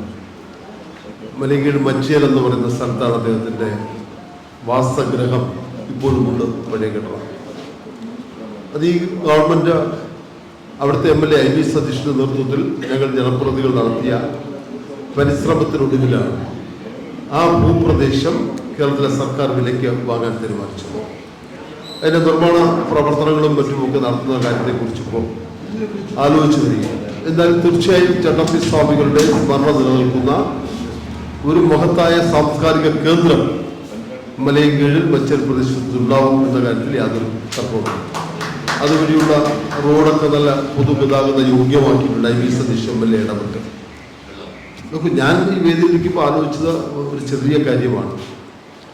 നൂറ്റാണ്ടുകൾക്ക് മുമ്പാണ്, അല്ലെങ്കിൽ പതിറ്റാണ്ടുകൾക്ക് മുമ്പാണ് നവോത്ഥാന നായകരാൽ ഉഴുതുമറിച്ച കേരളത്തിലെ തിരുവിതാംകൂറിൻ്റെ മണ്ണിനെ കുറിച്ച് നാം വായിക്കുന്നത്. അന്ന് അവരൊക്കെ പറഞ്ഞത് ജാതി മത അനാചാര അന്ധവിശ്വാസത്തിനെതിരെ ഉള്ള വാക്കുകളാണ്. വിദ്യ കൊണ്ട് പ്രബുദ്ധരാകുക എന്ന സന്ദേശമാണ് ഇവരൊക്കെ സമൂഹത്തിൽ ഉയർത്തിയിട്ടുള്ളത്. വർഗവർണ്ണ വ്യത്യാസമില്ലാതെ മനുഷ്യനെ മനുഷ്യനായി കാണാൻ ഇവരൊക്കെ അന്ന് പരിശ്രമിച്ചിരുന്നു എന്നുള്ളതാണ് യാഥാർത്ഥ്യം. എന്നാൽ നോക്കൂ, പരിഷ്കൃത സമൂഹമെന്ന് നാം അവകാശപ്പെടുന്ന വർത്തമാനകാലത്ത് നാം പ്രാചീനത തേടി പോവുകയാണ്. അന്ന് എന്താ ഒരിക്കലും നമ്മുടെ നാട്ടിൽ നടക്കാൻ പാടില്ലാത്തതായ കാര്യങ്ങൾ, മതത്തിൻ്റെ പേരിൽ, ജാതിയുടെ പേരിൽ, വർഗത്തിൻ്റെ പേരിൽ, വർണ്ണത്തിൻ്റെ പേരിലൊക്കെ മനുഷ്യനെ തമ്മിലടിപ്പിക്കുന്ന പുതിയ പ്രവണതകൾ, അത് നാം എഴുതിത്തള്ളിയതാണ്, അല്ലെങ്കിൽ ചവറ്റുകുട്ടയിലേക്ക് എടുത്തെറിഞ്ഞതാണ്. അത്തരം പ്രവണതകളെ വീണ്ടും കൊണ്ടുവരാൻ ആധുനിക പരിഷ്കരണവാദികളെന്ന് പറയുന്ന, വിദ്യാസമ്പന്നരെന്ന് പറയുന്ന നമ്മുടെ സമൂഹത്തിൽ അത്തരം ഒരുതരം ദുഷിച്ച പ്രവണത ഉണ്ടായിരുന്നത് നമുക്കിപ്പോൾ കാണാൻ കഴിയും. അവിടെയാണ് പതിറ്റാണ്ടുകൾക്ക് മുമ്പ് ചട്ടമ്പി സ്വാമികളായാലും ശ്രീനാരായണ ഗുരുദേവനായാലും പൊയ്കയിലായാലും മഹാനായ അയ്യങ്കാളിയായാലും ഒക്കെ നടത്തിയ നവോത്ഥാന പ്രവർത്തനങ്ങളെ നാം ഓർക്കേണ്ടത് തീർച്ചയായും. ഇവരെല്ലാം മഹാരഥന്മാരായ മനുഷ്യർ, നമുക്ക് അസാമാന്യരായ മനുഷ്യർ എന്നൊക്കെ നമുക്ക് വിശേഷിപ്പിക്കാൻ കഴിയുന്ന തരത്തിലുള്ള പ്രവചനങ്ങളും വാക്കുകളും ഒക്കെ ഈ സമൂഹത്തിന് സന്ദേശമായി നൽകി ഏറ്റവും പ്രഗത്ഭമതികളായ, നമ്മുടെ ഭാരതത്തിൽ തന്നെ അഭിമാനമായി ഉയർത്തിക്കാട്ടാൻ കഴിയുന്ന നിഷ്കാമികളായിരുന്നു എന്ന ഒരുപറ്റം മനുഷ്യരാണ് അവർ വാസ്തവത്തിൽ. അവർ മനുഷ്യരാണെന്ന് പോലും നമുക്ക് അസാധാരണരായ മഹാരഥന്മാരായ മനുഷ്യർ. അവർ നടന്നുപോയ മണ്ണാണ് നമ്മുടെ മണ്ണ്. അവരാണ് ഈ സമൂഹത്തിന്റെ പുരോഗതിക്ക് ആവശ്യമായ അടിത്തറപ്പാക്കിയവർ അവരാണ്. അപ്പൊ അത്തരം വ്യക്തിത്വങ്ങളെ ഓർമ്മിക്കുക എന്ന് പറഞ്ഞാൽ അവരുടെ സത്കർമ്മങ്ങളെ ഓർമ്മിക്കുക, അവരുടെ ഉജ്ജ്വലമായ വാക്കുകളെ നാം ഓർമ്മിക്കുക എന്നുള്ളതാണ്. അത് പുതുതലമുറയെ നന്മയുള്ള പാതയിലൂടെ സഞ്ചരിക്കാൻ, ആർദ്രതയുള്ള മനസ്സുമായി സഞ്ചരിക്കാൻ, നേരായ മാർഗത്തിൽ സഞ്ചരിക്കാൻ ഒക്കെയുള്ള പ്രചോദനം നൽകുമെന്ന കാര്യത്തിൽ യാതൊരു തർക്കവുമില്ല. അതുകൊണ്ട് തന്നെ ഇവിടെ ജാലകം സാംസ്കാരിക വേദിയും ശാന്തിയുള്ള പത്മകുമാറും ഒക്കെ ചേർന്ന് ഇത്തരം പരിപാടികൾ നടത്തുന്നത് അത് വളരെ പ്രസക്തിയുള്ളതാണ്. ശാന്തിയുള്ള പത്മകുമാറിനെ സംബന്ധിച്ച് ഞാൻ മുൻപ് ഒരു യോഗത്തിൽ പറയുകയുണ്ടായി. അത് ഇതാണ് സമൂഹ പ്രതിബദ്ധത. എന്തിനു വേണ്ടിയാണ് ഇത്തരം പരിശ്രമം നടത്തുന്നത്? ജാലകം സാംസ്കാരിക വേദി, ശാന്തിയുള്ള പത്മകുമാർ, അതിലൊട്ടനവധി സൈനികരെ അതിനകത്ത് പങ്കാളിയാക്കുക, അവരുടെ സാന്നിധ്യത്തിലാണ് ഈ പരിപാടി സംഘടിപ്പിക്കുന്നത്. വലിയ ഉജ്ജ്വലമാണത്. അത് ഉയർത്തുന്ന സന്ദേശം, ഊർജം, സമൂഹത്തിന് പകരുന്ന ഊർജം വളരെ വലുതാണ്. തീർച്ചയായും ഈ സത്കർമ്മത്തിന്, ഈ ഒരു നല്ല ബൃഹത്തായ പരിപാടിക്ക് എല്ലാവിധ ആശംസകൾ അർപ്പിച്ച് ഇത്തരം ജ്വലിക്കുന്ന ഓർമ്മകൾ, അവരുടെ ഇന്നലകളിലെ ആ സ്മരണ പുതുക്കുന്നത് നമുക്ക് ശക്തിയോട് മുമ്പോട്ട് പോകാൻ, നമ്മുടെ പുതുതലമുറയെ ശക്തിയോട് മുമ്പോട്ട് പോകാനുള്ള ഊർജമായി മാറും എന്ന് മാത്രം അതിന്റെ വാക്കുകൾ അവസാനിപ്പിക്കുന്നു. ശ്രീ കെ എസ് അനിൽ സാറിനുള്ള പുരസ്കാര സമർപ്പണമാണ്. സാറിനുള്ള പുരസ്കാരം നൽകുന്നത് ശ്രീ കെ എസ് സാറിന്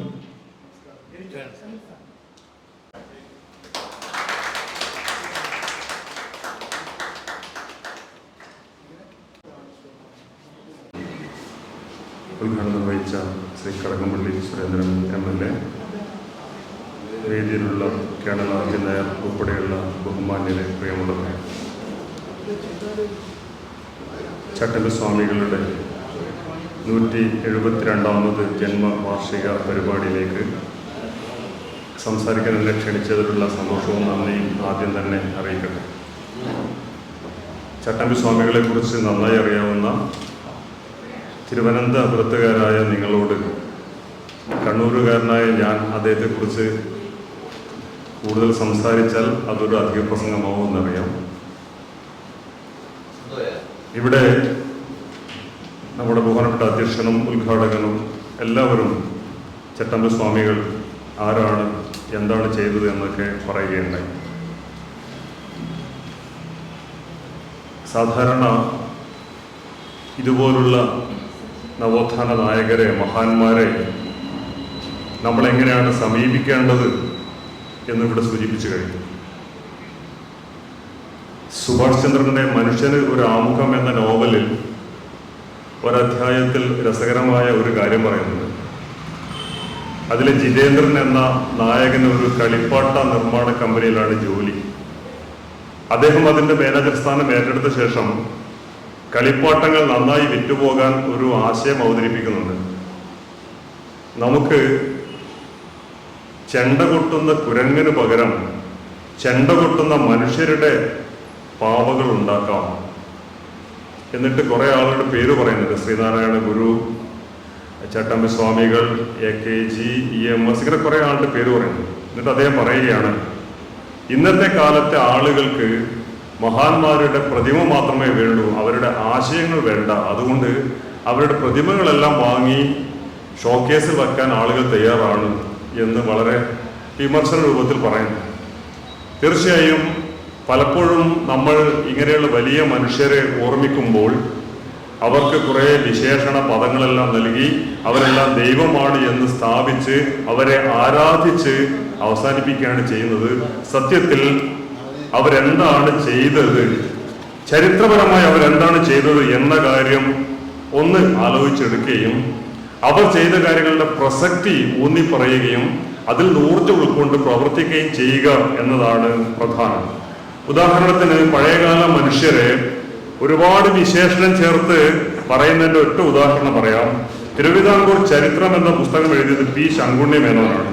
അദ്ദേഹം ഒരു വലിയ മനുഷ്യനെ വിശേഷിപ്പിച്ചിരിക്കുന്നത് ഇങ്ങനെയാണ്: ശ്രീ പത്മനാഭദാസ വഞ്ചിപാല രാമവർമ്മ കുലശേഖര കിരീടപതി സ്വാതി രാമരാജ മന്നൈ സുൽത്താൻ മഹാരാജ രാജ ബഹദൂർ ഷംഷേർ ജംഗ് മഹാരാജ.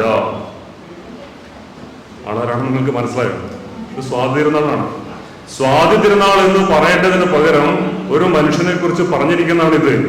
ഇതുപോലെ പരമഭട്ടാരക, വിദ്യാധിരാജ, ചട്ടമ്പി സ്വാമികൾ, തിരുവടികൾ എന്നൊക്കെ പറയുന്നത് തെറ്റൊന്നുമില്ല. പക്ഷേ അങ്ങനെ തന്നെ പറയണമെന്ന് നിർബന്ധം പിടിക്കുന്നതിനേക്കാൾ നല്ലത് അദ്ദേഹം ചെയ്ത കാര്യങ്ങൾ എന്തൊക്കെയാണ് എന്ന കാര്യം ഊന്നി പറയുക എന്നുള്ളതാണ്. നമ്മളിപ്പോൾ എത്ര വലിയ പേരിട്ടാലും ആളുകൾ ചുരുക്കി മാത്രമേ പറയൂ. ഒരാൾ ആസ്പത്രിയിൽ പോയ ഒരു കഥ നിങ്ങൾ കേട്ടിട്ടുണ്ടോ? ഒരു അന്യ അതിഥി തൊഴിലാളിയാണ്. അപ്പോൾ അവിടെ ഇരിക്കുന്ന എഴുതുന്ന ടിക്കറ്റ് എഴുതുന്ന ആളോട് പേര് പറഞ്ഞു. വിശ്വേശ്വരയ്യ ജ്ഞാനപ്രസാധക, അങ്ങനെയൊക്കെ വലിയ പേരാണ്. അപ്പോൾ എഴുതുന്ന ആൾ ഒരു മിനിറ്റ് ആലോചിച്ചിട്ട് പറഞ്ഞു, ബാബു എന്ന് വിളിക്കും, അപ്പോൾ പോയിക്കൊള്ളണം. നമ്മളിപ്പോൾ മഹാത്മാഗാന്ധി റോഡ് നിട്ടാൽ നമ്മൾ MG റോഡ് എന്ന് മാത്രമേ പറയൂ. കാരണം മനുഷ്യര് ഏറ്റവും ചുരുക്കി പറയാൻ ആഗ്രഹിക്കുന്നവരാണ്. അല്ലാതെ നീട്ടി വലിച്ച് നമ്മൾ എത്ര വിശേഷണം പറഞ്ഞാലും അതൊന്നും ആള് പറയില്ല. ആളുകൾ ചട്ടം സ്വാമികളെന്ന് പറയും, ആളുകൾ സ്വാതിരുന്നാളെന്ന് പറയും, ശ്രീനാരായണ ഗുരു എന്ന് പറയും. അത് തീർച്ചയായും അവരോടുള്ള ബഹുമാനക്കുറവ് കൊണ്ടല്ല, അത് അവരുമായുള്ള ഒരു അടുപ്പത്തിന്റെ കാര്യം കൂടിയാണ്. ചട്ടമ്പി സ്വാമികളെ കുറിച്ച് ഇവിടെ സൂചിപ്പിച്ചു കഴിഞ്ഞു. നമ്മുടെ നവോത്ഥാന നായകരിൽ പ്രമുഖനാണ്. ശ്രീനാരായണ ഗുരുവിന്റെ ഗുരുവായിട്ടാണ് അദ്ദേഹം അറിയപ്പെടുന്നത്. അതുപോലെ ഇവിടെ പറഞ്ഞു തൈക്കാട്ട് അയ്യാവ്, ഇവരൊക്കെ പരസ്പരം ഗുരുനാഥന്മാരും ശിഷ്യന്മാരുമാണ്. ഇപ്പൊ തൈക്കാട്ട് അയ്യാവിന്റെ ശിഷ്യനായി ചട്ടമ്പി സ്വാമികൾ വരുന്നു. ചട്ടമ്പി സ്വാമികൾ ശ്രീനാരായണ ഗുരുവെ കൂട്ടി തൈക്കാട്ട് അയ്യാവിന്റെ അടുത്ത് പോയി ഹഠയോഗം പഠിപ്പിക്കുന്നു. അപ്പൊ ഇങ്ങനെയുള്ള വലിയ ഒരു ബന്ധം ഇവരൊക്കെ തമ്മിൽ ഉണ്ടാകുന്നു എന്നുള്ളതാണ്. ഇവിടെ പറഞ്ഞതുപോലെ 172 വർഷം മുമ്പ്, 1853 ആ കാലത്താണ് ചട്ടമ്പി സ്വാമികൾ ജനിക്കുന്നത്. 101 വർഷം മുമ്പ് 1924 വൈക്കം സത്യഗ്രഹമൊക്കെ നടക്കുന്ന സമയത്ത് അദ്ദേഹം സമാധിയാവുകയും ചെയ്തു. എന്താണ് ചട്ടമ്പി സ്വാമികൾ ചെയ്തത് എന്ന് ചോദിച്ചാൽ ഇവിടെ എല്ലാവരും എടുത്തു പറഞ്ഞു, അന്നത്തെ ചരിത്ര ഘട്ടത്തിൽ മനുഷ്യൻ എന്ന ഒന്നിനെ ഉയർത്തിപ്പിടിക്കാൻ ജാതി മതങ്ങളായി തിരിഞ്ഞിരുന്ന ആളുകളെയെല്ലാം മനുഷ്യൻ എന്ന ഒറ്റ സ്ഥലത്തേക്ക് കൊണ്ടുവരാനുള്ള പ്രവർത്തനം നടത്തി എന്നുള്ളതാണ്. അപ്പൊ അവിടെയാണ് ഈ ചരിത്രബോധത്തിന്റെ കാര്യം. ഇപ്പൊ ചരിത്രബോധത്തെ കുറിച്ച് പറയുമ്പോൾ ഒരു തമാശ പറയാറുണ്ട്. ടിൻഡു മോന്റെ തമാശയാണ്. സാമൂഹ്യ പാഠ ക്ലാസ്സിൽ ടീച്ചർ അക്ബറെ കുറിച്ച് പഠിപ്പിക്കുകയാണ്. ഇപ്പൊ ബോർഡിൽ അക്ബർ എന്ന് എഴുതി, ബ്രാക്കറ്റിൽ അക്ബറുടെ ഭരണകാലം എഴുതി 1555, 1605 എന്നൊക്കെ എഴുതി. എന്നിട്ട് പഠിപ്പിക്കുമ്പോൾ ടിൻഡുമോ ചോദിക്കുകയാണ്, ടീച്ചറെ അക്ബറെ കുറിച്ച് പഠിപ്പിക്കുമ്പോൾ അക്ബറുടെ മൊബൈൽ നമ്പറും പഠിക്കണോ? ഇവന്റെ വിചാരം ബ്രാക്കറ്റ് എഴുതിയിരിക്കുന്നത് അക്ബറുടെ മൊബൈൽ നമ്പർ ആണ് എന്ന്. കാരണം പണ്ട് മുതലേ മൊബൈൽ ഫോൺ ഉണ്ട് എന്ന് വിചാരിച്ചാൽ പിന്നെ ചരിത്രബോധമില്ല. എന്താണ് ചരിത്രബോധം എന്ന് പറഞ്ഞാൽ? ഏത് കാലത്ത് എന്തുണ്ടായിരുന്നു എന്തുണ്ടായിരുന്നില്ല എന്ന് മനസ്സിലാക്കലാണ് ചരിത്രബോധം. 50 വർഷം മുമ്പ് എന്തുണ്ടായിരുന്നു എന്തുണ്ടായിരുന്നില്ല, 100 വർഷം മുമ്പ് എന്തുണ്ടായിരുന്നു എന്തുണ്ടായിരുന്നില്ല. അങ്ങനെ ചരിത്രത്തിന്റെ പശ്ചാത്തലത്തിൽ ആളുകളെ വിലയിരുത്തിയാൽ മാത്രമേ നമുക്ക് അവരുടെ പ്രസക്തി ശരിക്കും തിരിച്ചറിയാൻ പറ്റുകയുള്ളൂ. അങ്ങനെ നോക്കുമ്പോൾ ചട്ടമ്പി സ്വാമികൾ ജനിച്ച വർഷമാണ് തിരുവിതാംകൂറിൽ അടിമത്തം നിർത്തലാക്കാനുള്ള വിളംബരമാണ്. പ്രധാനപ്പെട്ട കാര്യമാണ്. നമ്മൾ ജീവിക്കുന്ന ഈ സ്ഥലത്ത് അടിമകൾ ഉണ്ടായിരുന്നു, അടിമ കച്ചവടം ഉണ്ടായിരുന്നു. അത് സാധാരണ പോലെ നാട്ടുനടപ്പായി ഉണ്ടായിരുന്നു. അത് നിർത്താനുള്ള വിളംബരം അദ്ദേഹം ജനിച്ച 1853 ഉണ്ടാവുന്നതെന്ന് ആലോചിച്ച് നോക്കുക. മാത്രമല്ല ശ്രീനാരായണ ഗുരുവെയും ചട്ടമ്പി സ്വാമികളെയും അതുപോലെ അയ്യാ സ്വാമിയെയും എല്ലാം ഏതെങ്കിലും ജാതിയുടെ ആൾക്കാരായി മുദ്ര കുത്താനുള്ള ശ്രമം വളരെ വ്യാപകമാണ്. ഇവിടെ നേരത്തെ സൂചിപ്പിച്ചു കഴിഞ്ഞു. ഒരു തമാശ തന്നെയുണ്ട്. ഒരാൾ മറ്റൊരാൾ ചോദിക്കുകയാണ്, ഏതാ ജാതി? അപ്പൊ അയാൾ പറഞ്ഞു, ജാതി ചോദിക്കരുത്, പറയരുത്. അപ്പൊ മറ്റുള്ള പറയാണ്, ഇപ്പൊ ജാതി മനസ്സിലായി. ജാതി ചോദിക്കരുത്, പറയരുതെന്ന് പറഞ്ഞാൽ ഇദ്ദേഹം ശ്രീനാരായണ ഗുരുവിന്റെ ജാതിക്കാരനാണ് എന്ന് വിചാരിക്കുന്ന സ്ഥലത്തേക്ക് നമ്മൾ എത്തുകയാണ്. സത്യത്തിൽ ഇവരെല്ലാം ചെയ്തത്, അവരൊക്കെ ഏതോ ജാതിയിൽ ജനിച്ചു, അത് അവരുടെ കുറ്റമോ അവരുടെ ഗുണമോ അല്ല. ജന്മം നമ്മൾ ആരും തിരഞ്ഞെടുക്കുന്നതല്ല. നമ്മുടേതല്ലാത്ത കാരണത്താൽ നമ്മളൊരു ജാതിയിലോ മതത്തിലോ ജനിച്ചതിന്റെ പേരിൽ നമ്മൾ വലിയതോ ചെറിയതോ ആവുന്നത് ജനാധിപത്യ വിരുദ്ധമാണ്. Birth is not birth. ഈ ഒറ്റ സംഗതിയാണ് ജനാധിപത്യത്തിന്റെ പ്രധാനപ്പെട്ട കാല് എന്ന് പറയുന്നത്. നിങ്ങളുടെ മഹത്വം നിങ്ങളുടെ ജന്മമല്ല, നിങ്ങൾ ആണോ പെണ്ണോ എന്നുള്ളതല്ല, നിങ്ങൾ കറുത്തിട്ടോ വെളുത്തിട്ടോ എന്നുള്ളതല്ല, നിങ്ങൾ ഏത് ജാതി എന്നുള്ളതല്ല, നിങ്ങൾ നടത്തുന്ന പ്രവർത്തനങ്ങളാണ് നിങ്ങളുടെ മഹത്വം എന്ന സംഗതി. ഈ ഒരു സംഗതി ഉറപ്പിച്ചെടുക്കാനാണ് ചട്ടമ്പി സ്വാമികളും ശ്രീനാരായണ ഗുരുവും വൈകുണ്ഠ സ്വാമികളും എല്ലാം പ്രവർത്തിച്ചത് എന്ന് നമുക്ക് കാണാൻ പറ്റും. മാത്രമല്ല ഇവർ അവരുടെ ജാതിയെ മറികടന്നുകൊണ്ട് എങ്ങനെയാണ് എല്ലാ ജാതിയിലെയും മനുഷ്യരെയും ചേർത്ത് പിടിച്ചത്. അവിടെയാണ് അവർ ഇതിനെയൊക്കെ മറികടക്കുന്നത്. അവരുടെ ജാതിക്കപ്പുറമുള്ള കാര്യങ്ങൾ അവരങ്ങനെയാണ് കൊണ്ടുവരുന്നത്. ഉദാഹരണത്തിന് ചെറുപ്പത്തിൽ തന്നെ ചട്ടമ്പി സ്വാമികൾ കണ്ണമൂലയിലാണ് അദ്ദേഹം ജനിച്ചത് എന്നാണ് ഏതാണ്ട് എല്ലാവരും പറയുന്നത്. കണ്ണമൂലക്കടുത്തുള്ള ഈ പറയുന്ന കൊല്ലൂർ എന്ന് പറയുന്ന സ്ഥലത്ത്. അപ്പൊ അദ്ദേഹം ചെറുപ്പത്തിൽ തന്നെ ചെയ്യുന്നത്, ഈഴവ സമുദായക്കാരായ ധാരാളം സുഹൃത്തുക്കൾ അദ്ദേഹത്തിനുണ്ടായിരുന്നു. അവരുടെ വീട്ടിൽ പോകുന്നു, അവരുടെ കൂടെ ഭക്ഷണം കഴിക്കുന്നു, അവിടെ താമസിക്കുന്നു. ഡോക്ടർ പൽപ്പുവിന്റെ സഹോദരൻ പരമേശ്വരൻ അദ്ദേഹത്തിന്റെ ഏറ്റവും അടുത്ത കൂട്ടുകാരനായിരുന്നു. എന്നിട്ട് ഇങ്ങനെ ഈഴവരുടെ കൂടെ തെണ്ടിത്തിന്നുന്നു എന്നൊക്കെ ആക്ഷേപം ചെറുപ്പത്തിൽ ഏറ്റുവാങ്ങിയ ആളാണ്. അപ്പോൾ ചട്ടമ്പി സ്വാമികൾക്ക് അറിയാമായിരുന്നു, കുഞ്ഞമ്പിള്ള അല്ലെങ്കിൽ അയ്യപ്പൻ എന്നൊക്കെ വിളിച്ചിരുന്ന യഥാർത്ഥ പേര് അതൊക്കെയാണല്ലോ. അദ്ദേഹത്തിന് അറിയാമായിരുന്നു ഇവരൊക്കെ മനുഷ്യരാണ്, ഞാനെന്തോ താണവൻ ഇവരെന്തോ ഉയർന്നവൻ എന്നത് അസംബന്ധമാണ് എന്ന് അദ്ദേഹത്തിന് അറിയാമായിരുന്നു.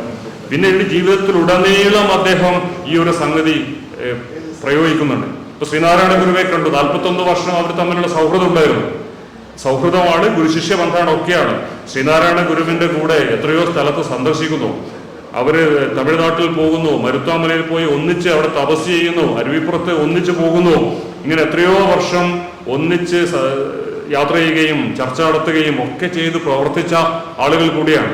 ഒരിക്കല് ശാസ്താംകോട്ട പോയ സമയത്ത് ചട്ടമ്പി സ്വാമികൾ ശിഷ്യന്മാർ കൂടെ ഉണ്ട്. നടന്നു പോകുമ്പോൾ ഒരു പുലയ യുവാവ് നടന്നു വരികയാണ്. അപ്പോൾ വഴിമാറാൻ വേണ്ടി കൂടെയുള്ള ശിഷ്യന്മാര് വിളിച്ചു പറയുകയാണ്, പോയി എന്ന്. അപ്പൊ ഇതിനെ ചോദിക്കുക, എന്താ കാര്യം? അദ്ദേഹം ഒരു പുലയ യുവാവാണ്, തീണ്ടാൻ പാടില്ല. അപ്പൊ ചട്ടമ്പി സ്വാമികൾ അവിടെ നിർത്തിയിട്ട് പറയും, ഈ അന്ധവിശ്വാസമൊക്കെ അറബിക്കടലിൽ എറിയേണ്ട കാലം കഴിഞ്ഞിരിക്കുന്നു. എന്നിട്ട് ആ യുവാവിനെ വിളിച്ച് ചേർത്ത് നിർത്തിയിട്ട് പറയുന്നു, വരൂ എന്ന് പറഞ്ഞ് അവനെ ചേർത്ത് നിർത്തിയിട്ട് സമീപത്തൂടെ നടന്നു പോകാൻ അനുവദിക്കുകയാണ്. ശ്രീനാരായണ ഗുരു ഇതുപോലെ എത്രയോ സന്ദർഭങ്ങളിൽ ചെയ്തിട്ടുണ്ട്. പ്രത്യേകിച്ചും ഇതുപോലുള്ള അധസ്ഥിത വിഭാഗത്തിൽ എന്ന് മുദ്ര കുത്തപ്പെട്ട ആളുകളെ ചേർത്ത് നിർത്തുക. ഇപ്പൊ ഏറ്റവും നല്ല ഉദാഹരണം ശ്രീനാരായണ ഗുരുവിന്റെ കാര്യത്തിൽ ആമചാടി തേവന്റേതാണ്. ആമചാടി തേവൻ എന്ന് പറഞ്ഞാൽ നമ്മുടെ ചരിത്രത്തിൽ ഏറ്റവും ഗംഭീരമായി ഉയർന്നു വരേണ്ട ഒരു മനുഷ്യന്റെ പേരായിരുന്നു. അദ്ദേഹം എറണാകുളം കോട്ടയം ജില്ലകളുടെ അതിർത്തിയിൽപ്പെടുന്ന ആമചാടി ദ്വീപിലാണ് താമസിച്ചിരുന്നത്. അതുകൊണ്ടാണ് ആമചാടി തേവൻ എന്ന പേര് വന്നത്. ഇത് ഈ പറയുന്ന പുലയ സമുദായത്തിൽ പെട്ട ഒരു ചെറുപ്പക്കാരനായിരുന്നു. നന്നായി വായിച്ചിരുന്ന ഒരു മനുഷ്യനാണ്. ഒരിക്കൽ അദ്ദേഹത്തിന്റെ പേരിൽ ഒരു കള്ളക്കേസ് കൊടുത്തു ഈ ജാതി പ്രമാണിമാർ. എന്നിട്ട് ഈ ദ്വീപിലേക്ക്, ആ ദ്വീപില് വേറെ ആരും താമസമില്ല, ഇദ്ദേഹം മാത്രമേ താമസമുള്ളൂ. ഒരു SI വരുന്നുണ്ട്, പോലീസ് വന്നിട്ട് ഇയാൾ അറസ്റ്റ് ചെയ്യാനാണ് വന്നിരിക്കുന്നത്. അപ്പോൾ കണ്ട കാഴ്ച, ആമചാടിത്തേവൻ മഴയത്ത് നനഞ്ഞ തന്റെ വീട്ടിലെ പുസ്തകങ്ങളൊക്കെ ഉണക്കാൻ വെച്ചിരിക്കുകയാണ്. SI വെറുതെ പുസ്തകം എടുത്ത് നോക്കിയപ്പോൾ അത്ഭുതപ്പെട്ടു പോയി. കാരണം SI പേര് പോലും കേട്ടിട്ടില്ലാത്ത എത്രയോ പുസ്തകങ്ങൾ ഈ മനുഷ്യൻ സ്വന്തമാക്കിയിരിക്കുന്നു, ഇദ്ദേഹം വായിച്ചു പഠിച്ചിരിക്കുന്നു. അവസാനം അദ്ദേഹത്തെ ബഹുമാനത്തോടെ അദ്ദേഹത്തോട് സോറി പറഞ്ഞിട്ടാണ് ഈ SI എവിടെ തിരിച്ചു തരുന്നത്.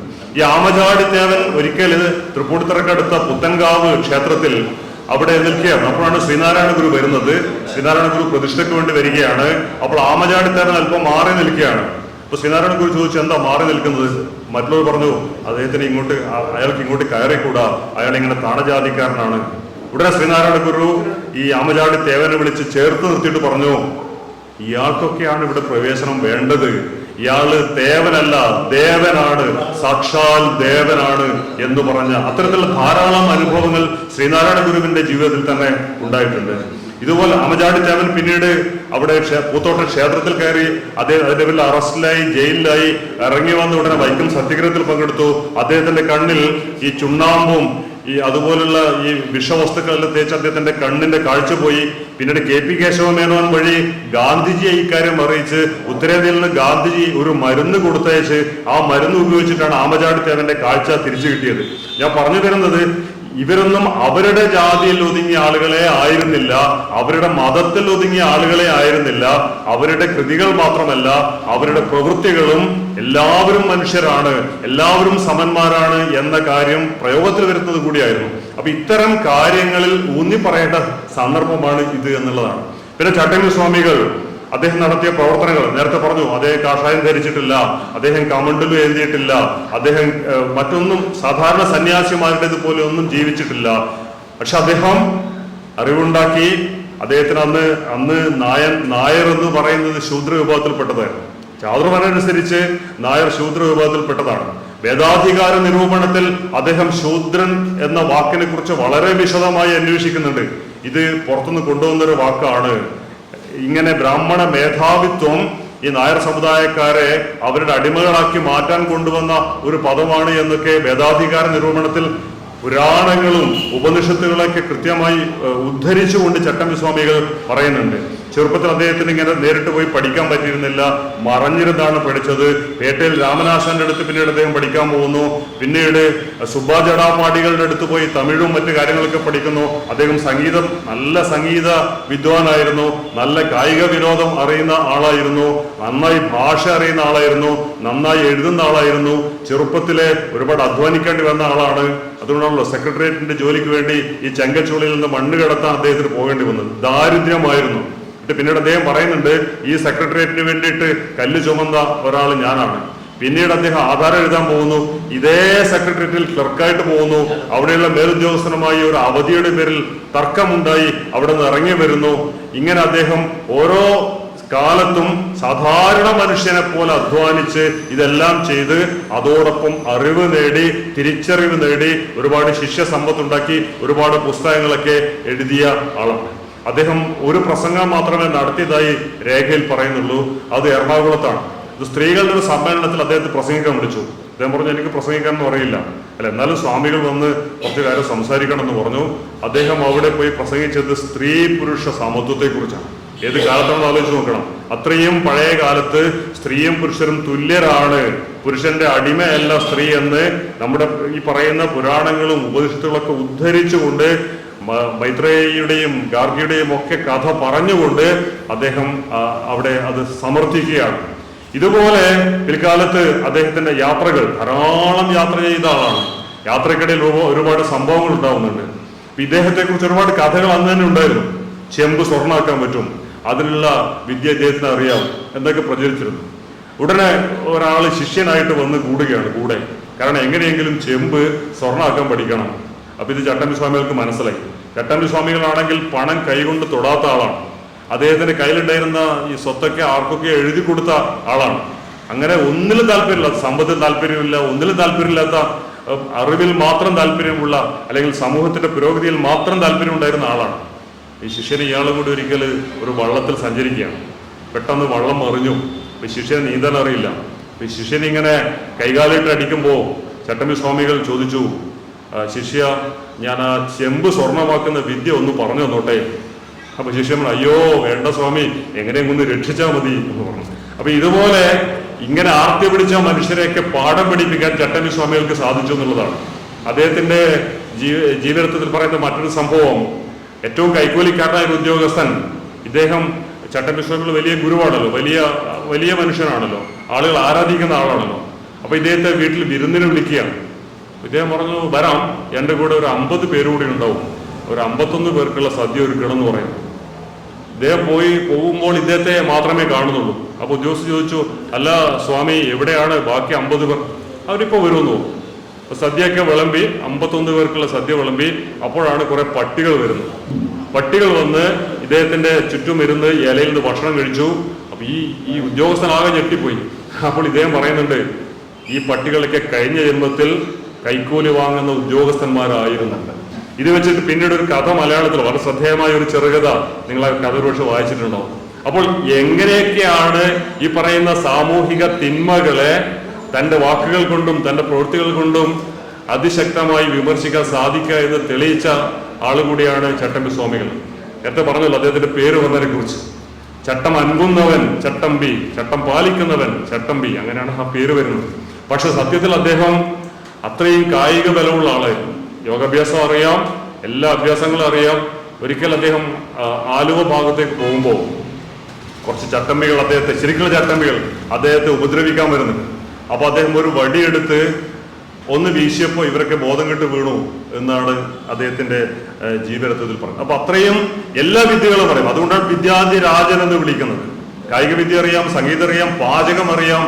അദ്ദേഹം കല്യാണം കഴിച്ചിട്ടില്ല, പക്ഷേ അദ്ദേഹം ഈ പറയുന്ന എല്ലാവരെയും അമ്മമാരായി കണക്കാക്കുന്ന ആളാണ്. ഏറ്റവും നന്നായി കുട്ടികളെ പരിപാലിക്കാൻ അറിയുന്ന ആളാണ്. അദ്ദേഹം താമസിക്കുന്ന ഓരോ ശിഷ്യന്മാരുടെയൊക്കെ വീട്ടിലാണ്. അപ്പോൾ അവിടെയുള്ള കുട്ടികളെ, അവരുടെ ആ കുട്ടിയുടെ അമ്മക്ക് കരച്ചു നിർത്താൻ പറ്റാത്ത കുട്ടികളെ പോലും ചട്ടമ്പി സ്വാമികളൊന്ന് എടുക്കുമ്പോഴേക്കും ആ കുട്ടിയുടെ കരച്ചിൽ നിർത്തുന്നു. എങ്ങനെയാണ് കുട്ടികളെ കൈകാര്യം ചെയ്യേണ്ടതെന്ന് അവരുടെ മനഃശാസ്ത്രം അറിഞ്ഞ് പെരുമാറിയിരുന്ന മനുഷ്യൻ. അപ്പൊ ഇങ്ങനെ ഗൃഹസ്ഥൻ അല്ലെങ്കിലും ഏറ്റവും നല്ല ഗൃഹസ്ഥൻ, അങ്ങനെയൊക്കെയാണ്. സന്യാസി അല്ലെങ്കിൽ ഏറ്റവും നല്ല സന്യാസി, ആ നിലക്ക് ഉള്ള ഒരുപാട് കഴിവുകളുള്ള വലിയൊരു മഹാനായിരുന്നു ചട്ടമ്പി സ്വാമികൾ എന്ന് നമുക്കറിയാം. ശ്രീനാരായണ ഗുരുവുമായുള്ള ബന്ധത്തെക്കുറിച്ച് കൂടുതൽ പറയുന്നില്ല, അത്രമാത്രം ആത്മബന്ധമായിരുന്നു. അതുപോലെ ഇവരുടെയൊക്കെ ഗുരുവായിരുന്ന തൈക്കാട്ട് അയ്യാവ് ആണെങ്കിൽ നമ്മുടെ അയ്യങ്കാളിയെ വിളിച്ചുകൊണ്ടുവന്ന് തൈപ്പൂയ സദ്യക്ക് കൂടെ ഇരുത്തി ഭക്ഷണം കൊടുത്ത ആളാണ്, പന്തിഭോജനം നടത്തിയ ആളാണ്. അപ്പൊ ഇവരുടെ ആ സമഭാവന നമുക്കറിയാം. അദ്ദേഹം 71-ാമത്തെ വയസ്സിൽ പന്മനയിൽ വെച്ച് സമാധിയാവുന്നു. അതിനകത്ത് അദ്ദേഹം ഒരുപാട് കാര്യങ്ങൾ ചെയ്തിട്ടുണ്ട്, വിശദീകരിക്കുന്നില്ല. അദ്ദേഹത്തിന്റെ പ്രധാനപ്പെട്ട ചില പുസ്തകങ്ങൾ, അതൊന്നും സൂചിപ്പിക്കാതെ പോകാൻ പറ്റില്ല. പ്രത്യേകിച്ച് മലയാള രാജ്യം, പരശുരാമൻ മഴുവെറിഞ്ഞ് നേടിയതാണ് കേരളമെന്ന് നൂറ്റാണ്ടുകളായി അന്നത്തെ ബ്രാഹ്മണ മേധാവികൾ ആളുകളുടെ ഉള്ളിൽ അഞ്ഞു പതിപ്പിച്ച ഒരു കഥയുണ്ട്. ഈ കഥ പൊളിക്കുന്ന ആദ്യത്തെ പുസ്തകം ചട്ടമ്പി സ്വാമികളുടെ മലയാള രാജ്യമാണ്. പരശുരാമൻ മഴുവെറിഞ്ഞിട്ടല്ല കേരളം ഉണ്ടായത് എന്ന് സ്ഥാപിക്കാൻ എത്ര യുക്തിയുക്തമായിട്ടാണ് അദ്ദേഹം അതിൽ കാര്യങ്ങൾ അവതരിപ്പിക്കാൻ നോക്കുക. ബ്രാഹ്മണരുടെ അടിമകളല്ല മറ്റു മനുഷ്യർ, എല്ലാവരും തുല്യരാണ്, ഈ ജാതി മഹത്വം എന്ന് പറയുന്ന ഒന്നില്ല എന്ന് അദ്ദേഹം വളരെ കൃത്യമായി അതിൽ സ്ഥാപിക്കുകയാണ്. അതുപോലെ വേദാധികാര നിരൂപണത്തിന്റെ പ്രത്യേകത, ഈ വേദങ്ങള് മനുഷ്യരുണ്ടാക്കിയതല്ല, അത് അപൗരുഷേയങ്ങളാണ്, അത് ദൈവങ്ങൾ ഉണ്ടാക്കിയതാണ് എന്നാണ് പറഞ്ഞു വന്നിരുന്നത്. പക്ഷെ ചട്ടമ്പി സ്വാമികൾ പറയുന്നു, ഓരോ ശ്ലോകത്തിലും ചില മഹർഷിമാരുടെ പേര് പറയുന്നുണ്ട്. അവരാണ് ആ ശ്ലോകം എഴുതിയിരിക്കുന്നത്. ഇത് മനുഷ്യരെഴുതിയതാണ്, അല്ലാതെ ദൈവങ്ങൾക്ക് ഇതൊന്നും എഴുതാൻ പറ്റില്ല എന്ന് വളരെ കൃത്യമായി അദ്ദേഹത്തിന് അതിൽ സ്ഥാപിക്കാൻ സാധിക്കുന്നു. അതുപോലെ അദ്ദേഹം ഭാഷയെക്കുറിച്ചുള്ള അദ്ദേഹത്തിന്റെ ആദ്യ ഭാഷ എന്ന് പറയുന്ന പുസ്തകം മലയാളം സംസ്കൃതത്തിൽ നിന്നുണ്ടായതാണെന്ന് വാദിച്ചുറപ്പിക്കാൻ ശ്രമിച്ചിരുന്ന ഒരു കാലത്ത് അല്ല, അത് തമിഴിൽ നിന്ന് എന്ന് പറഞ്ഞാൽ ഇന്നത്തെ തമിഴല്ല, അതിനു മുമ്പുണ്ടായിരുന്ന കൊടുന്തമിഴിൽ നിന്നുണ്ടായതാണ്. ഇതൊരു ദ്രാവിഡ ഭാഷയാണ്, ഇതൊരു ദ്രാവിഡ സംസ്കാരമാണ് എന്നൊക്കെ കൃത്യമായി ഉറപ്പിക്കാൻ സാധിച്ചിരുന്ന അദ്ദേഹത്തിന്റെ ആദ്യ ഭാഷ എന്ന പുസ്തകം. അപ്പൊ ഇത്തരത്തിലുള്ള ഗ്രന്ഥങ്ങളിലൂടെ അക്കാലത്ത് മറ്റാരും ചെയ്യാത്ത രീതിയിലുള്ള അതിശക്തമായ പുതിയ പുതിയ കാര്യങ്ങൾ അവതരിപ്പിക്കാൻ ചട്ടമ്പി സ്വാമികൾക്ക് സാധിച്ചിട്ടുണ്ട്. തീർച്ചയായും അദ്ദേഹത്തെ ഓർക്കുമ്പോൾ അദ്ദേഹം ചെയ്ത കാര്യങ്ങളും അദ്ദേഹത്തിന്റെ പുസ്തകങ്ങളിൽ അദ്ദേഹം പറഞ്ഞ കാര്യങ്ങളും പുതിയ തലമുറയ്ക്ക് പറഞ്ഞു കൊടുക്കുക എന്നുള്ളതാണ് പ്രധാനപ്പെട്ട കാര്യം എന്ന് മാത്രം സൂചിപ്പിച്ചുകൊണ്ട് എന്റെ സമയം കഴിഞ്ഞതുകൊണ്ട് ഞാൻ അവസാനിപ്പിക്കുന്നു. നന്ദി, നമസ്കാരം. അടുത്തതായി ആശംസ അറിയിക്കുവാൻ ശാന്തിയുടെ വിനോദിനെ ആദരപൂർവ്വം ക്ഷണിക്കുന്നു. അധ്യക്ഷൻ, മുൻ മന്ത്രിയും സ്പീക്കറുമായ ജോമർ സാർ, കേണൽ ഗോവിന്ദനാഥൻ സാർ, മുൻ ഇപ്പോൾ സംസാരിച്ച മാന്യദേഹം, ചട്ടമ്പി സഭയെ കുറിച്ച് പറയുന്ന സമയത്ത് കൂടുതലായി പറയാൻ ഉദ്ദേശിക്കുന്നില്ല. കാരണം ഇവിടെ എല്ലാവരും പറഞ്ഞു കഴിഞ്ഞു, എല്ലാവരും പോകാനുള്ള തിടുക്കത്തിലാണ്. എങ്കിലും ആധുനിക കേരളത്തിൽ നാൾവഴിയിൽ കൂടെ കടന്നു വന്ന ആത്മീയ ആചാര്യനായിരുന്നു ശ്രീ ചട്ടമ്പി സ്വാമി തിരുവടികൾ. അദ്ദേഹം കുറഞ്ഞ കാലം അദ്ദേഹത്തിൻ്റെ പഠിത്തവും വിദ്യാഭ്യാസവും സൂചിപ്പിച്ചു കഴിഞ്ഞു. അദ്ദേഹം ഒരു കളരി പേര് പഠിച്ചാണ് അവിടുത്തെ ഒരു ലീഡറായിട്ട് മാറിയത്. അദ്ദേഹം അനേകം പുസ്തകങ്ങൾ എഴുതിയിട്ടുണ്ട്. ക്രിസ്തുമത ചേതനം, വേദാന്ത നിരൂപണം, പ്രാചീന മലയാളം തുടങ്ങിയ ഒരുപാട്. ഞാൻ ചരിത്രം പഠിച്ചുകൊണ്ടിരിക്കുന്ന വിദ്യാർത്ഥി എന്ന ചെറുപ്പക്കാരനാണ് ഇതൊക്കെ പഠിച്ച് മനസ്സിലാക്കിയത്. അങ്ങനെയുള്ള ഒരു മകൻ വ്യക്തിയായിരുന്നു ടി ചട്ടമ്പി സ്വാമി. പ്രത്യേകിച്ച് കേരളത്തിലെ തിരുവനന്തപുരത്ത് നേട്ടമുണ്ടായത് ശ്രീനാരായണ ഗുരുദേവനും ചട്ടമ്പി സ്വാമിയും കുമാര ആശാനും അയ്യാറുകളൊക്കെ തന്നെ ജനിച്ച സ്ഥലമാണ് തിരുവനന്തപുരം. ആ തിരുവനന്തപുരം ചട്ടമ്പി സ്വാമികൾക്ക് ഇനി കുറച്ചുകൂടെ പ്രചരണത്തിലെത്താൻ സാധിക്കട്ടെ എന്ന് പ്രാർത്ഥിച്ചുകൊണ്ടും അദ്ദേഹത്തിന്റെ പാതാരബന്ധങ്ങളിലേക്ക് എന്റെ പൂജാവസ്ഥ അർപ്പിച്ചുകൊണ്ടും നിർത്തുന്നു. നന്ദി, നമസ്കാരം. ആനത്താനം രാധാകൃഷ്ണൻ. ചട്ടമ്പി സ്വാമി തിരുവള്ളികളുടെ 172ാമത് ജന്മവാർഷികം ആചരിക്കുന്ന ഈ വേളയിൽ തുടക്കം മുതൽ അവസാനം വരെ അധ്യക്ഷ പദവി അലങ്കരിച്ച വേറെ ഒരു സാംസ്കാരിക നായകരാണെങ്കിലും ഒരു രാഷ്ട്രീയ നേതാവായാലും ഇത്രയും ക്ഷമയോടെ അധ്യക്ഷ പദവി ഇത്രയും സമയം ഇരിക്കില്ല. അദ്ദേഹത്തെ എത്ര തന്നെ അഭിനന്ദിച്ചാലും മതിയാവില്ല. മുൻ സ്പീക്കറും മുൻ മന്ത്രിയും കൂടിയായ ശ്രീ എം വിജയകുമാർ സാറിനെ ജാലകം സാംസ്കാരിക സമിതി സംസ്ഥാന കമ്മിറ്റിക്ക് വേണ്ടി ആദരപൂർവ്വം നന്ദി അറിയിക്കുന്നു. അതുപോലെ ഈ യോഗത്തിൽ സംബന്ധിച്ച നല്ലൊരു പ്രസംഗം കാഴ്ചവെച്ച നമ്മുടെ കേണൽ ആർ ഡി നായർ സാറും നേരത്തെ വന്നതാണ്, അവസാനം വരെ ഇരിക്കുന്നുണ്ട്. അദ്ദേഹത്തെയും ആദരപൂർവ്വം നന്ദി അറിയിക്കുന്നു. ഈ യോഗം ഉദ്ഘാടനം ചെയ്തു പോയ മുൻ മന്ത്രിയും MLA-യുമായ ശ്രീ കടകംപള്ളി സുരേന്ദ്രൻ അവർകളെ ആദരപൂർവ്വം നന്ദി അറിയിക്കുന്നു. ജില്ലാ panchayat standing committee chairman Shri Vilappil Radhakrishnan അവർകളെയും നന്ദി അറിയിക്കുന്നു. ശ്രീ PM വിനോകുമാർ മാധ്യമ പ്രവർത്തനാണ്, അദ്ദേഹം എത്തിയിട്ടില്ല. ജാലക സാംസ്കാരിക സമിതിയുടെ president Shri KS Anil, Kovalam SNDP യോഗം പ്രസിഡന്റ് ശ്രീ കോവളം TN സുരേഷ് എന്നിവർക്കും നന്ദി അറിയിക്കുന്നു. അതുപോലെ എൻ്റെ പ്രിയ സുഹൃത്ത്, ഈ സമ്മേളനത്തിൻ്റെ സംഘാടകൻ, പൊതുപ്രവർത്തകൻ, മുൻ വിമുക്ത ഭടൻ ശ്രീ ശാന്തിവിള പത്മകുമാർ അവർകളെയും നന്ദി അറിയിക്കുന്നു. ദീനദയാൽ സമിതിയുടെ ചെയർമാൻ ശ്രീ ശാന്തിവിള വിനോദിനെയും ഈ സംഘടനയുടെ പേരിൽ നന്ദി അറിയിക്കുന്നു.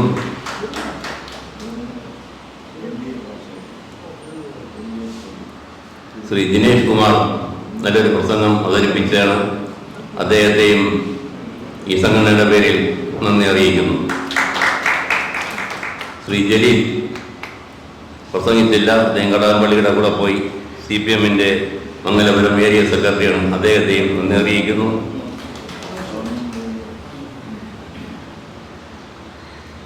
ഈ യോഗത്തിൽ ഈശ്വര പ്രാർത്ഥന ചൊല്ലിയ കുമാരി ഐശ്വര്യയെയും നന്ദി അറിയിക്കുന്നു. അതുപോലെ ഇവിടെ എത്തിച്ചേർന്ന് പുരസ്കാരം നേടിയ പട്ടാള ഉദ്യോഗസ്ഥന്മാരെ പ്രത്യേകം നന്ദി അറിയിക്കുന്നു. മാതൃഭൂമിയുടെ നിയമലേഖകൻ ശ്രീ അനൂപ്, മാധവ് രാഷ്ട്രദീപികയുടെ ലേഖകൻ ശ്രീ പാപ്പനംകുടി രാജൻ, SCBയുടെ ന്യൂസ് ബ്യൂറോ ചീഫ് രാമേട്ടൻ എന്നിവരെയും ഇവിടെ എത്തിച്ചേർന്ന് പുരസ്കാരം കൈപ്പറ്റിയവരെയും നിങ്ങളെല്ലാവരെയും, പ്രത്യേകിച്ച് മലയാളം ന്യൂസ് നെറ്റ്വർക്കിൻ്റെ പ്രവർത്തകരായ എൻ്റെ സുഹൃത്തു കൂടിയായ നവനീത്, ശരണ്യ എന്നിവർക്കും നന്ദി അറിയിച്ചുകൊണ്ട് നിർത്തുന്നു. നന്ദി, നമസ്കാരം, ജയ് ഭാരത്.